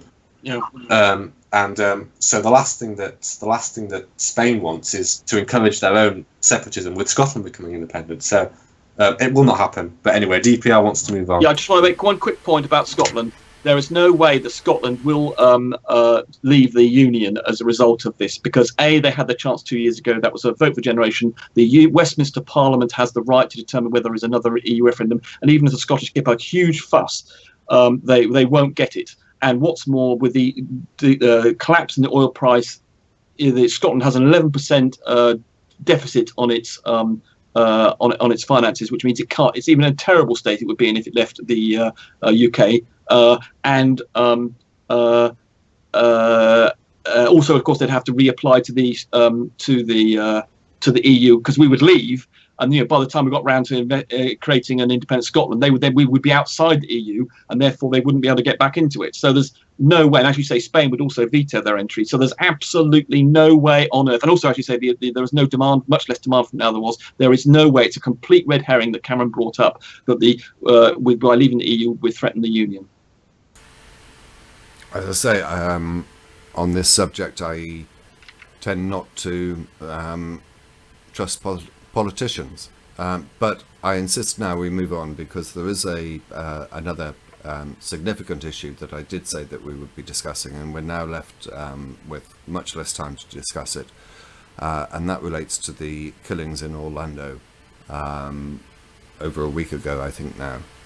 Hogtie, you've been incredibly kind and Canadian and quiet about this. Would you like to introduce the topic? Because I don't have any particular notes. I can give some background to it, but I suspect that your knowledge about it is greater than mine. Just give me even 30 seconds to sort of prepare. I think most people know the story about what happened. I just wish I had some of the detailed things, like even the shooter's name. I sort of recall Omar, but I should have had. Actually, you know what? I haven't even been using the shooter's name in post, because I've started to take the position lately that we don't even need to repeat the names of people who do things like this. That you just there are people out there who know the names of like the Columbine shooters, for example, but don't know the names of any of the victims. I think that's an unfortunate thing. In this case, so the news had broken on the weekend that there was a shooting that started about 2 a.m. in Orlando, and it was at a gay club called the Pulse. Again, not to say that everybody there who was a victim was gay, but there's a lot of obviously LGBTQ, whatever you want to call them, friendly people, supportive people, and there seemed to be nothing in the nightclub that sort of lent itself to, well, this is the kind of thing that would happen, right? It was not just people drinking and dancing, and the shooting apparently involved okay. That's honestly, they won't come up.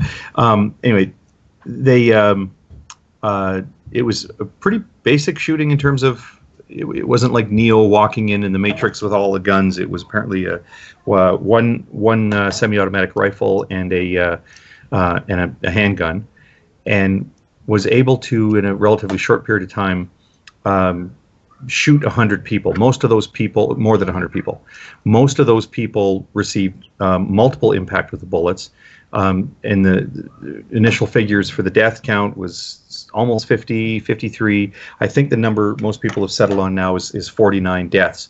So it's certainly a newsworthy event. Actually, I gotta say it this way: these types of shootings, these mass shootings, where more than 4 people are struck in a shooting, happen. Can I helpfully see if I can interrupt you there? This, from the reports that I have heard, claim that it is the greatest mass atrocity since 9/11. Given the numbers. Yeah, well, yeah, of course, it's such a very different nature, because of course with 9/11, flew planes into buildings and took out whole buildings. Oh, I'm not seeking to compare it. I'm not seeking to compare it on that level, but I'm just saying it is the biggest. Just in terms of the death tolls, but I was sort of more focused on the sort of the gun issue, because what ended up happening in the days afterwards. The context is important. That these shootings happen. I mean, 9/11 was a very unique event because of the mode used to kill a bunch of people, and the death toll was up in the thousands. But it's so common in the United States to have, somebody went into a school, somebody went into a mall, just whatever the circumstances are, that they'll say, well, this guy started firing off shots and 27 people were shot and there were 6 deaths or 4 deaths or something like that. In this case, to have one single person injure more than 100 people, and of those have about half of them actually die from the shootings, sets the bar to a new level. And yes, it is the worst mass shooting in American history. The nature of it isn't unlike other mass shootings that have happened, but the death toll is remarkable. So then, of course, as we always do, people say, well, why did this happen? You try to look for the explanation. And fairly quickly it came out that this fellow had placed a 911 call where he announced that he was doing this for ISIS, that he announced his loyalty to ISIS. And that immediately put it on, oh, okay, this is what it is. It was an ISIS organized thing. We'll have to put a pin in that. I don't think we should refer to it as an ISIS organized thing. Certainly ISIS has a causal role here, but I'm pointing out sort of as the story unfolded, it was automatically, oh, well, this was an ISIS thing. Whereas I don't think that it was in any way organized by ISIS. In the days afterward, you started getting people saying, hey, I know this guy. He had been in this club before. And with the internet being what it is, it didn't take a whole bunch of investigation to find out that he had sampled a few meetup software apps for his phone, like Grindr and these other things that help gay men meet other gay men. And so he had some involvement in the gay community in terms of seeking out sexual relationships. Now, he might have been doing this to sort of get in good with this club. He was recognized as a regular of the club, and he had this software on his phone.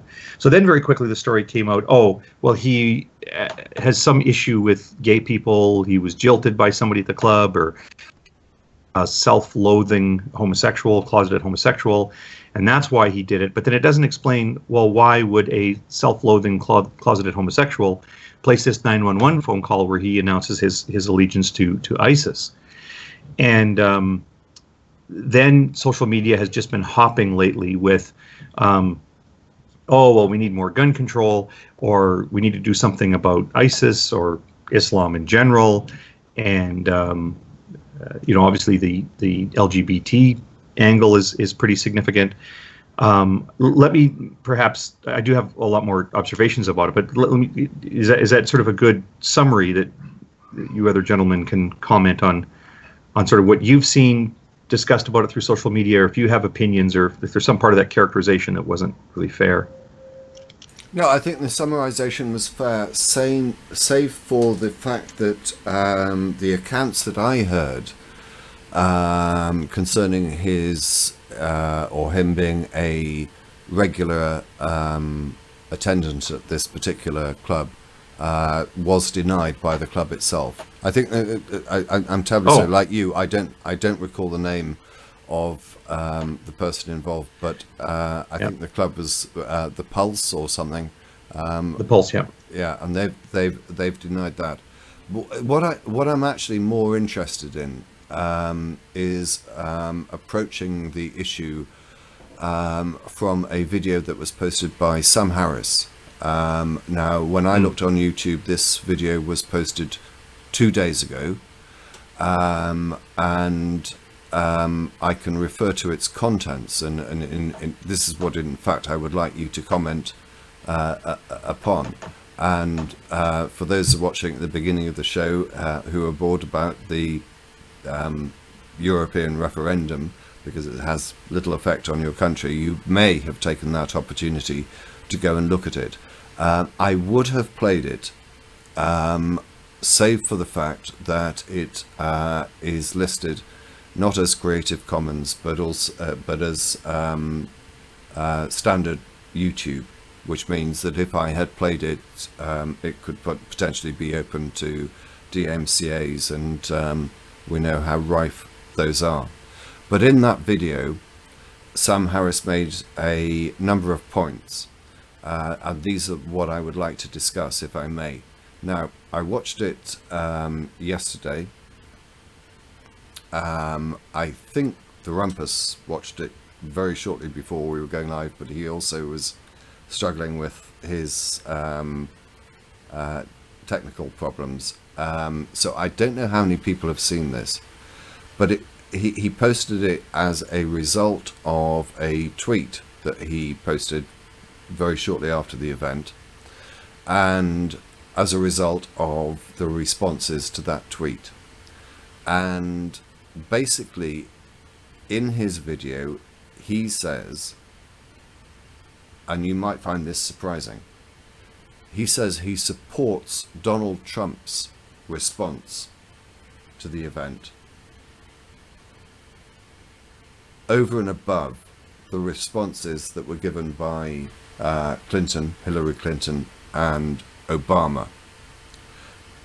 The basis upon which he is saying that is that Trump recognizes, and I think he actually quotes him, and I don't have the quote to hand, I should have made a note of it, but it was along the lines of, Trump said something like, we as America should effectively get the entire civilized world to deal with this issue.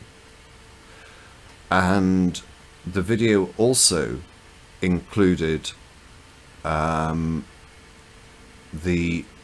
recording, which I understand was taken at a mosque near where this incident happened, on the morning when this incident happened, when the imam of that mosque was encouraging directly that the congregation should go out and kill homosexuals. Well, I'm sure he would deny. What, the imam would deny it? No, he denied that he was actually like ordering or encouraging people to go kill people. Obviously, I mean this slippery thing about this whole thing. No, I'm terribly sorry. I'm terribly sorry.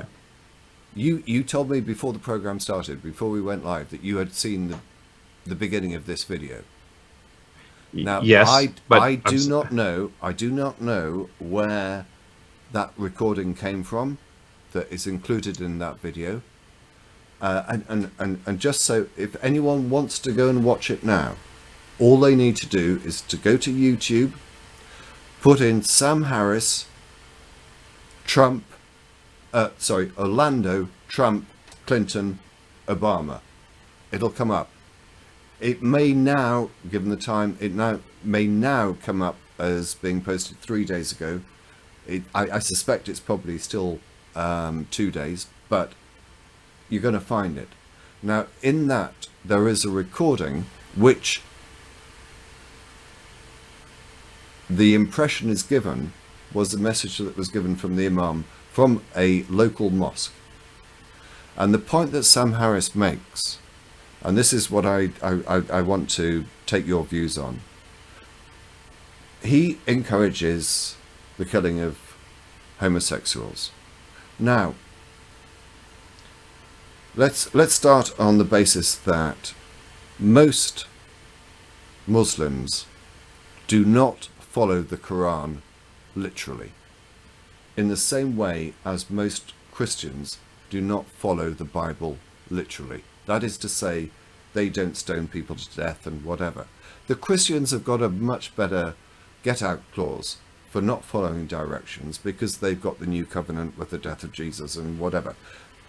Whether you think that's a plausible argument or what, it's irrelevant to this discussion. The average Muslim doesn't have that get-out clause. The average Muslim has to believe that the Quran is the last divine testament that has been going to be given to man, and its contents are, of course, true, which mandates that person to do certain things, which includes, as the Imam on this occasion, if it is correct that it was said, includes the killing of homosexuals. Now, Sam Harris goes on to point out that Trump's response to this was much better than the politically correct response given by Clinton or by Obama, who were, I don't want to misquote him, but in summary, he was saying that they were bending over backwards not to insult Muslims and Islam. Well, he goes on to say this is a huge mistake, because if we bend over in such a way with such political correctness, this sort of thing is going to happen, and it needs to be challenged. And the attitude and the speeches, however wonderfully given by Clinton and Obama, do not address the issue. Now, if you think I've got that summary wrong, go and watch the video. I'll include it in the description. You see what he's got to say. But my question is, what do you, the panel, think? If I have summarized his views correctly, what do you think about the issue? And you can either address it generally, or I can ask specific questions about it.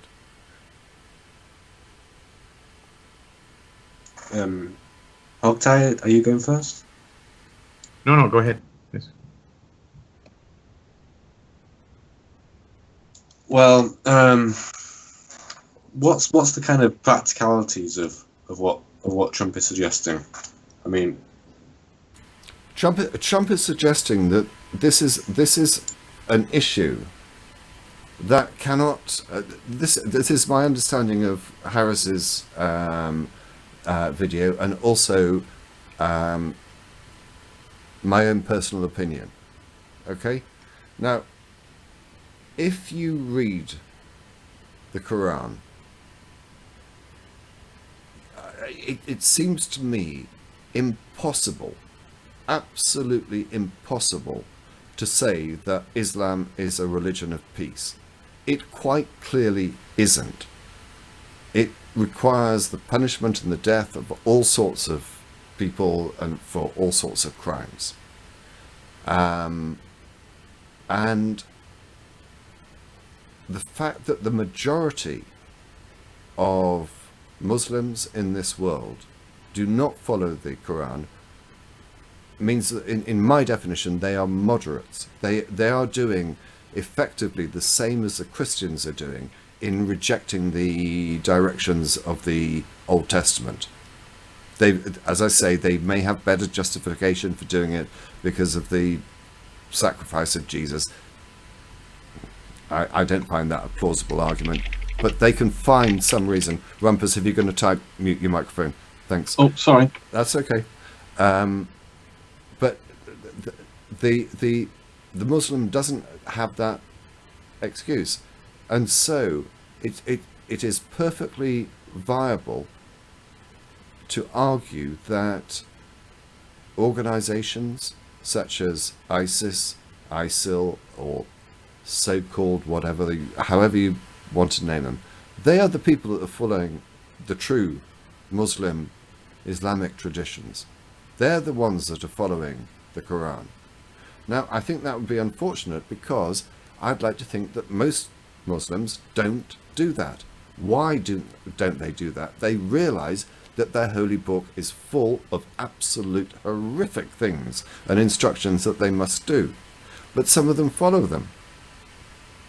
And if you've got an imam talking in front of a mosque, and I'm sure this isn't typical, I'm sure there are very moderate Muslims all over the world that are saying, you know, somehow, with some excuse, when the Quran says you've got to stone this person to death, it's not really saying that. But how can it not? How can it not? How does the imam say the pages don't mean, or the words don't mean what they actually mean? I don't understand how they do that. So, this is a question. I accept. I'm not saying that there are not incredibly wonderful, kind, decent, law-abiding, peaceful Muslims in the world who deeply hold their faith. But they have, in some way, to go through this process of ignoring what their good book tells them. How do they do that? Well, I think Muslims that do behave reasonably have had to abandon the directions in the Quran. They've basically come to realize they have to treat their fellow man reasonably, and that they have to abandon those beliefs. And I don't know if you saw, there was a recent episode on Matt Dillahunt. He had a chap from Saudi Arabia ring in, and in that there was a section where Matt Dillahunt was reading out the direction that was given by the Quran to someone who was previously a Christian or non-Muslim, then became a Muslim, and then went back to being a Christian. And it was read out. He read out the passage to this guy from Saudi Arabia, saying, "You will kill this person," and in all sorts of horrible ways. It was an explicit direction. If someone does this, you have to kill them. You are directed to doing this. And the guy on the other from Saudi Arabia is ringing him and saying, no, it doesn't really mean that. And then Matt Dillon said, are you saying this isn't the word of God then? I mean, I'm reading out to him. What way is it not telling you to do that? He said, well, the prophet said you wouldn't have to do that. And then Matt Dillon said, well, hold on, are you saying that the prophet's overriding what's in the word of God? He said, and you could see the torture that this guy was going through, being faced with what it said and how horrible it was. And that is the word of God that he said was absolutely the word of God, and he also believed that Muhammad was also true to the word. So we have this conflict, and he was umming and erring throughout, and trying to put some sort of, as they usually do, and as Hogtie spotted with some guy when we were talking about slavery on some other thing. What's the context when you challenge a Christian to say the slave, and they will say, then the context doesn't, it's taken out of context. And Matt Dillon kept on rereading this passage. So you're saying, is this wrong or right? And the guy from Saudi Arabia was absolutely stuck with the problem. And eventually, Matt Dillahunty kicked him off after enough. But it's the nice Muslims who are prepared to consider people as people and they have value.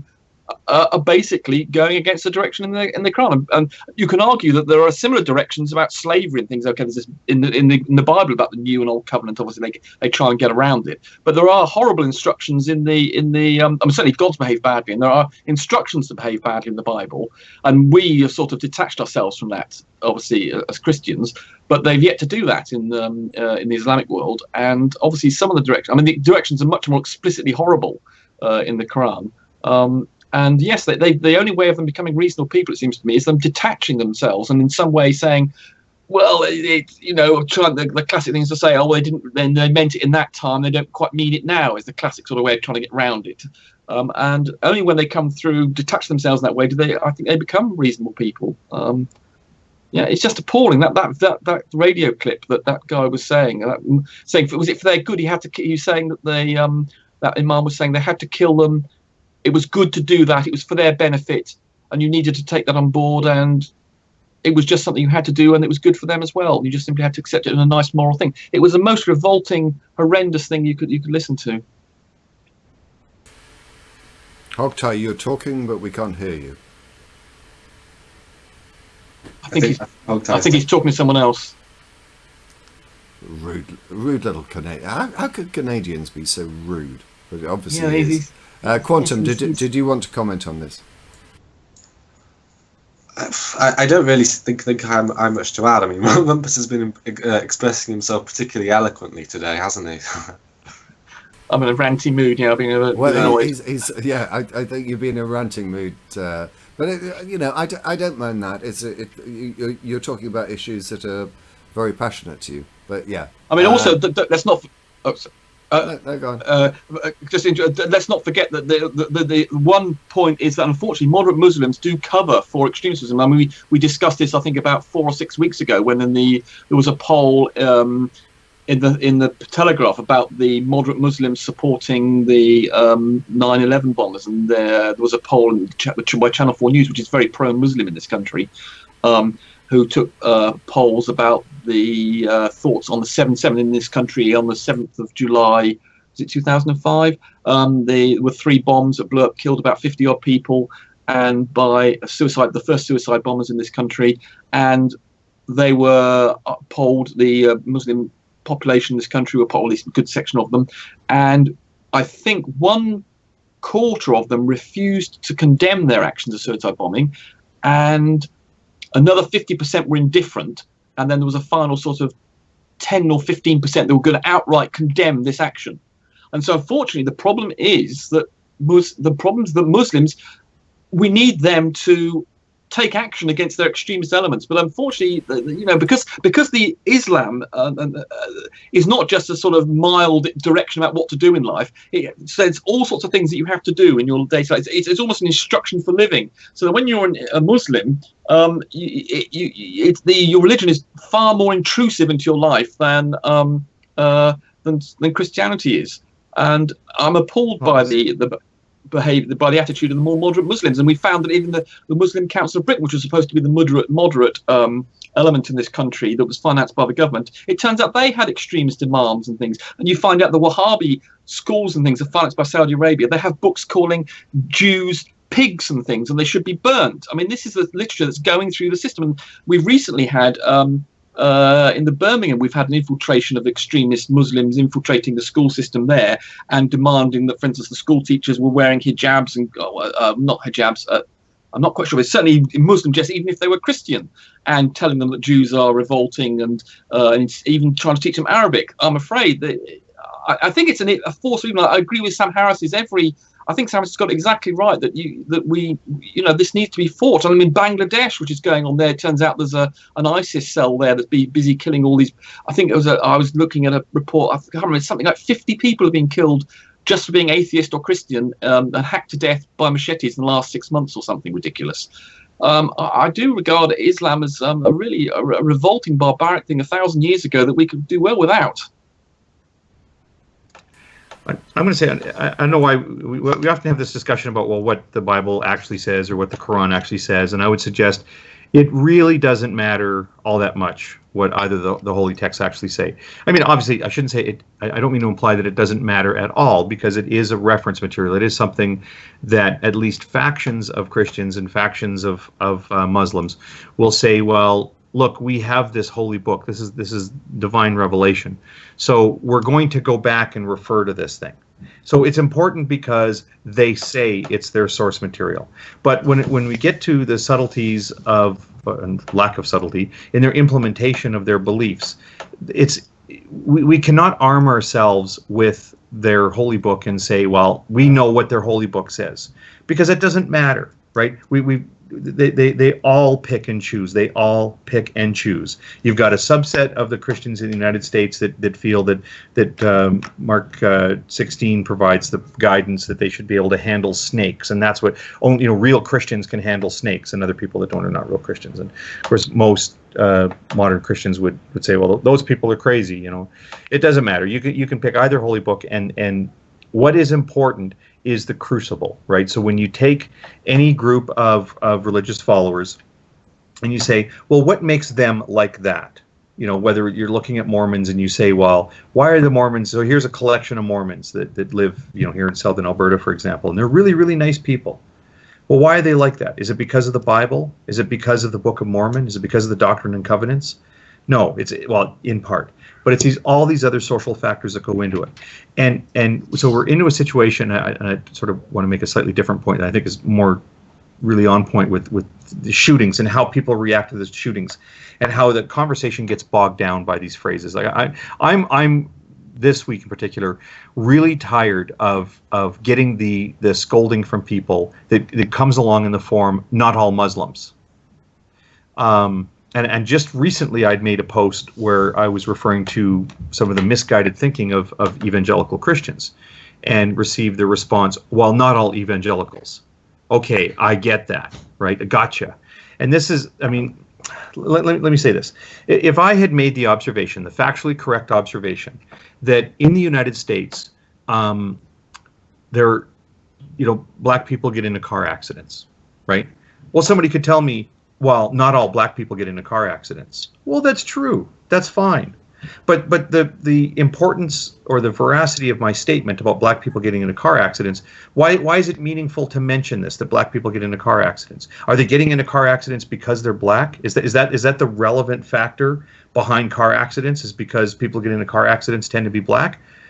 Or is there any contribute? Is it because of that? My point here is it causal?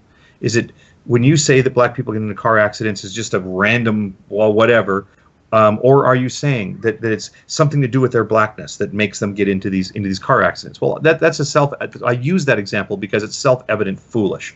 People should recognize car accidents have a lot of different causes. Race is not a cause for car accidents.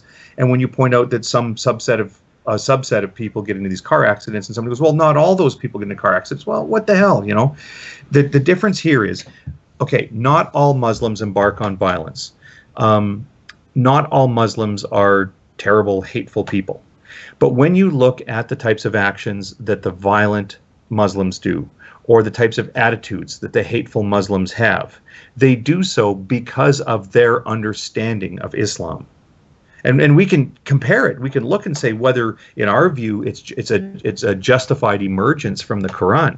That's what they, well, maybe that's what the Quran tells them to be hateful. Maybe the Quran tells them to, get shoulder-mounted rockets and shoot them at schools. Who knows what the Quran? It doesn't matter. The point is their attitude has emerged in a social crucible that includes foolish thinking connected to supernatural bullshit, and other people that embrace that supernatural bullshit don't embark in violence. But the point is, when we're discussing the violence that does go on, that violence is very much has as a root cause or an instantiator or a propagator the fact that they buy into their particular interpretation and their supernatural bullshit. So, and I think that the shooting in Orlando is a great example of this phenomenon of how here you have somebody who clearly his religious upbringing is a big factor for why he did it. And now the discussion is being clouded by, well, you don't want to say that that Islam caused this. You don't want to say that Muslims do these kind of things, because not all Muslims do this stuff. And it turns out he had gay leanings or tendencies or curiosity or something, and that's probably the cause for it. And we really need to be able to, I'm sure this is something Sam Harris would agree with, is we need to be in a position socially where we can have the conversation about the causes of the type of violence like this.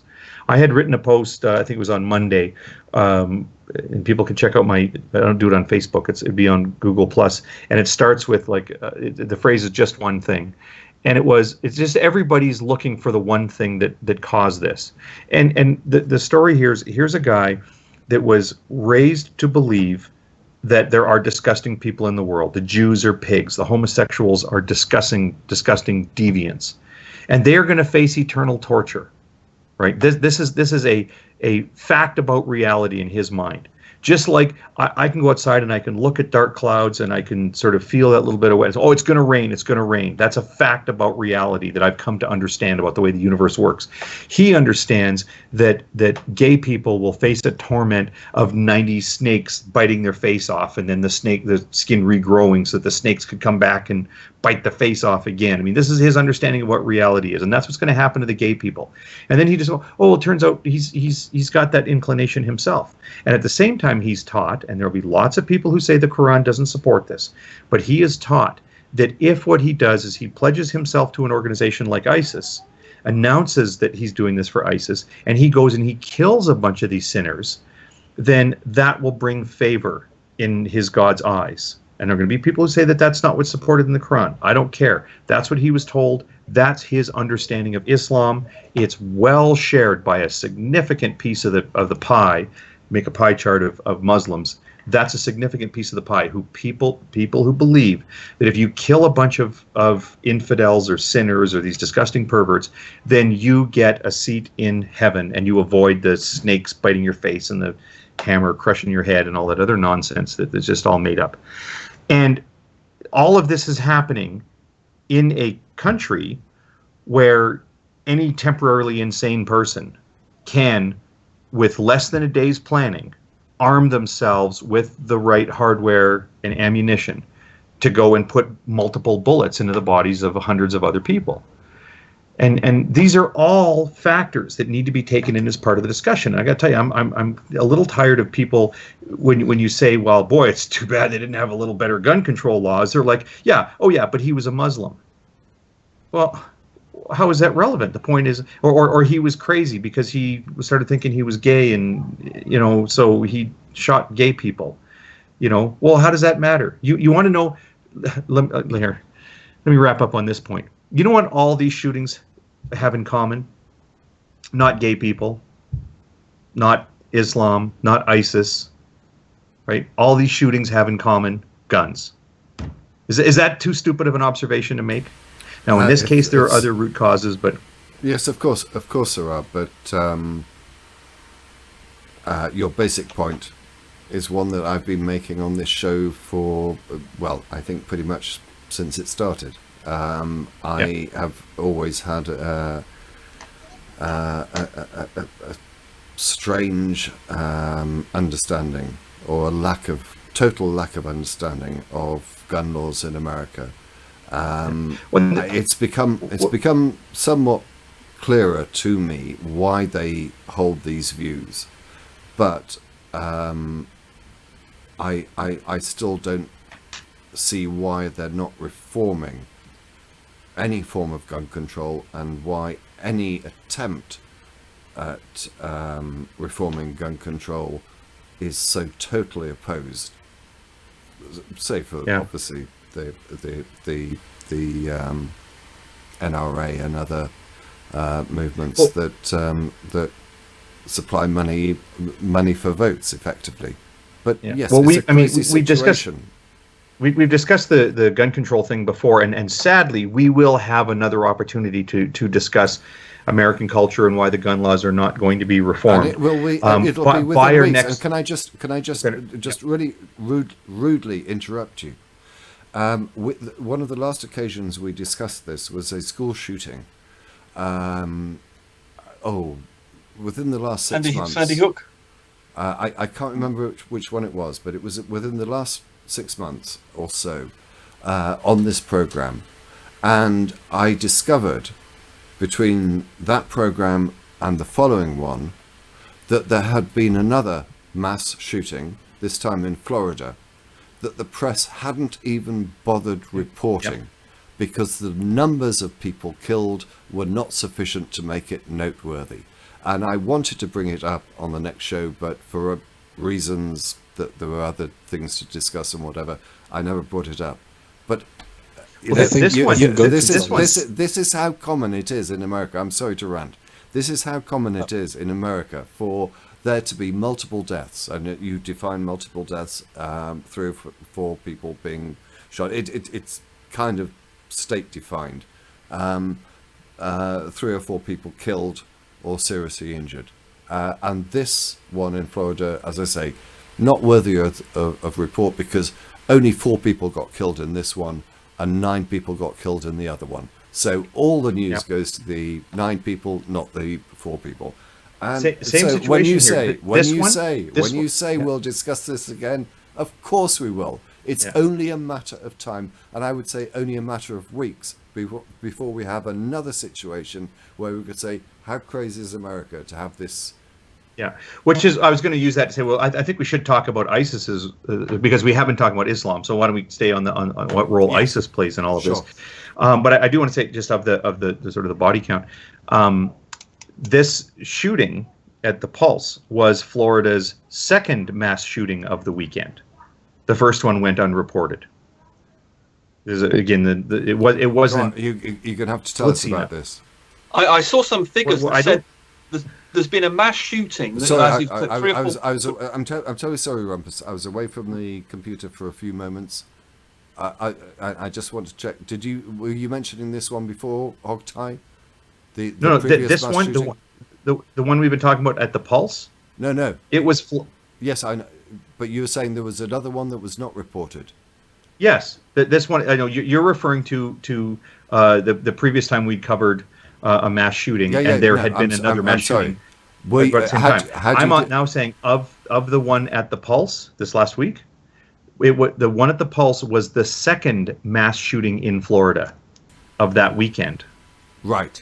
Of that weekend. But the other one went unreported because, I mean, geez, if the news was going to report every mass shooting in Florida or everywhere in the United States, we wouldn't have room for horoscopes and weather forecasts.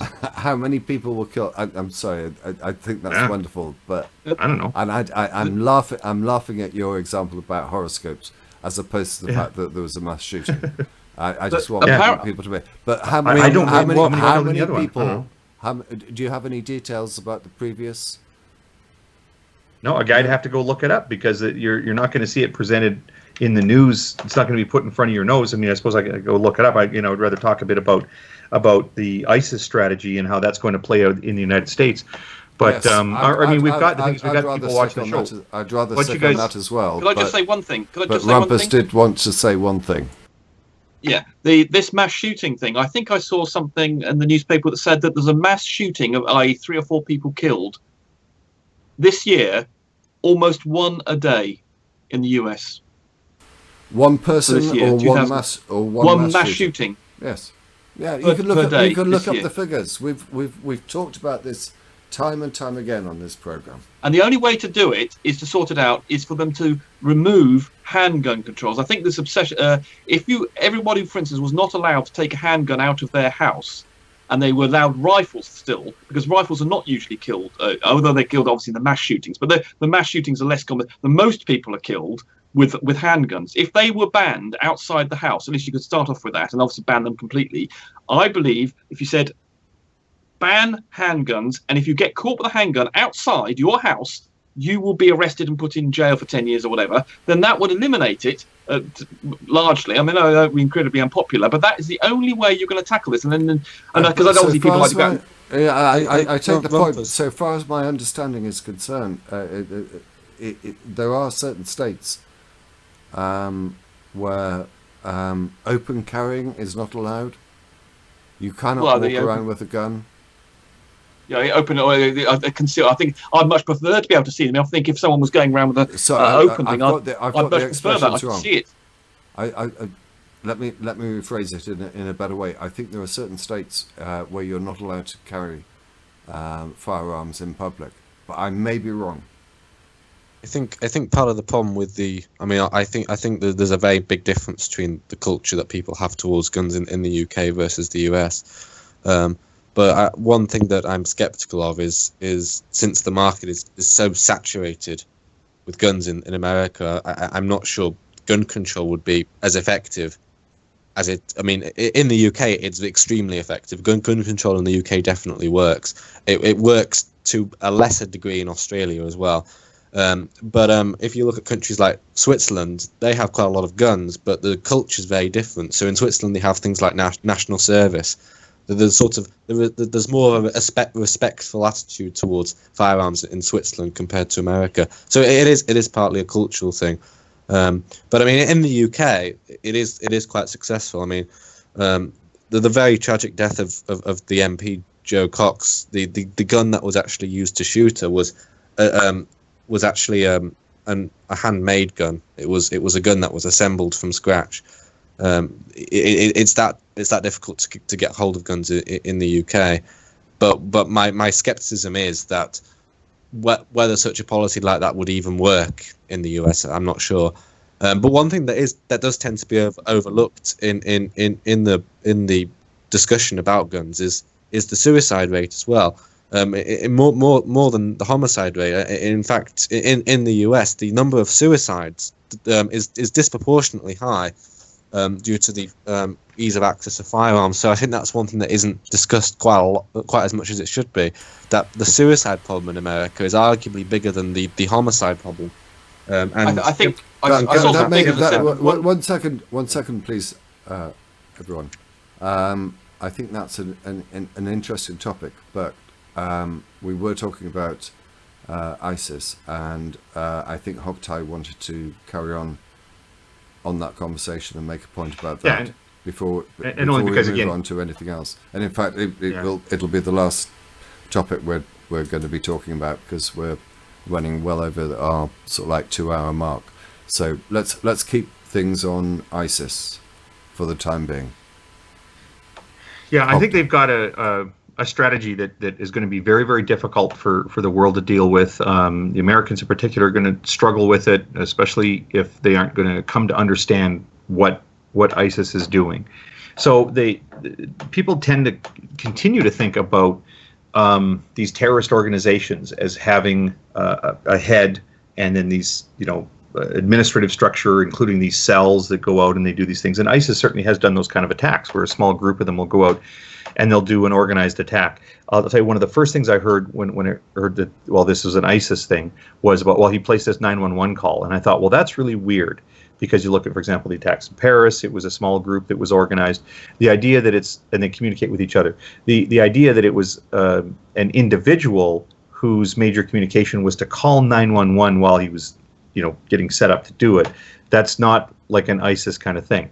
But that's the new approach, and it's going to be something very difficult to deal with.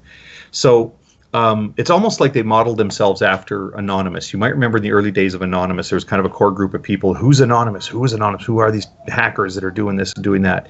And Anonymous, after a time, just came out and said, everybody's Anonymous. You want to be a member of Anonymous? Fine, go get yourself a Guy Fawkes mask. You're a member of Anonymous. They wanted to not at all be exclusive membership. They wanted the world to be part of Anonymous. And sort of amusingly, because they're sort of pranksters in some ways, and it caused some damage, but they did some good things, I suppose. But ISIS is very different. They're very single-minded in the propagation of Islam around the world. And the instructions they're now giving people is, look, you want to be part of ISIS? Don't come here looking for our membership wicket and try to sign up for ISIS. Stay in your own country.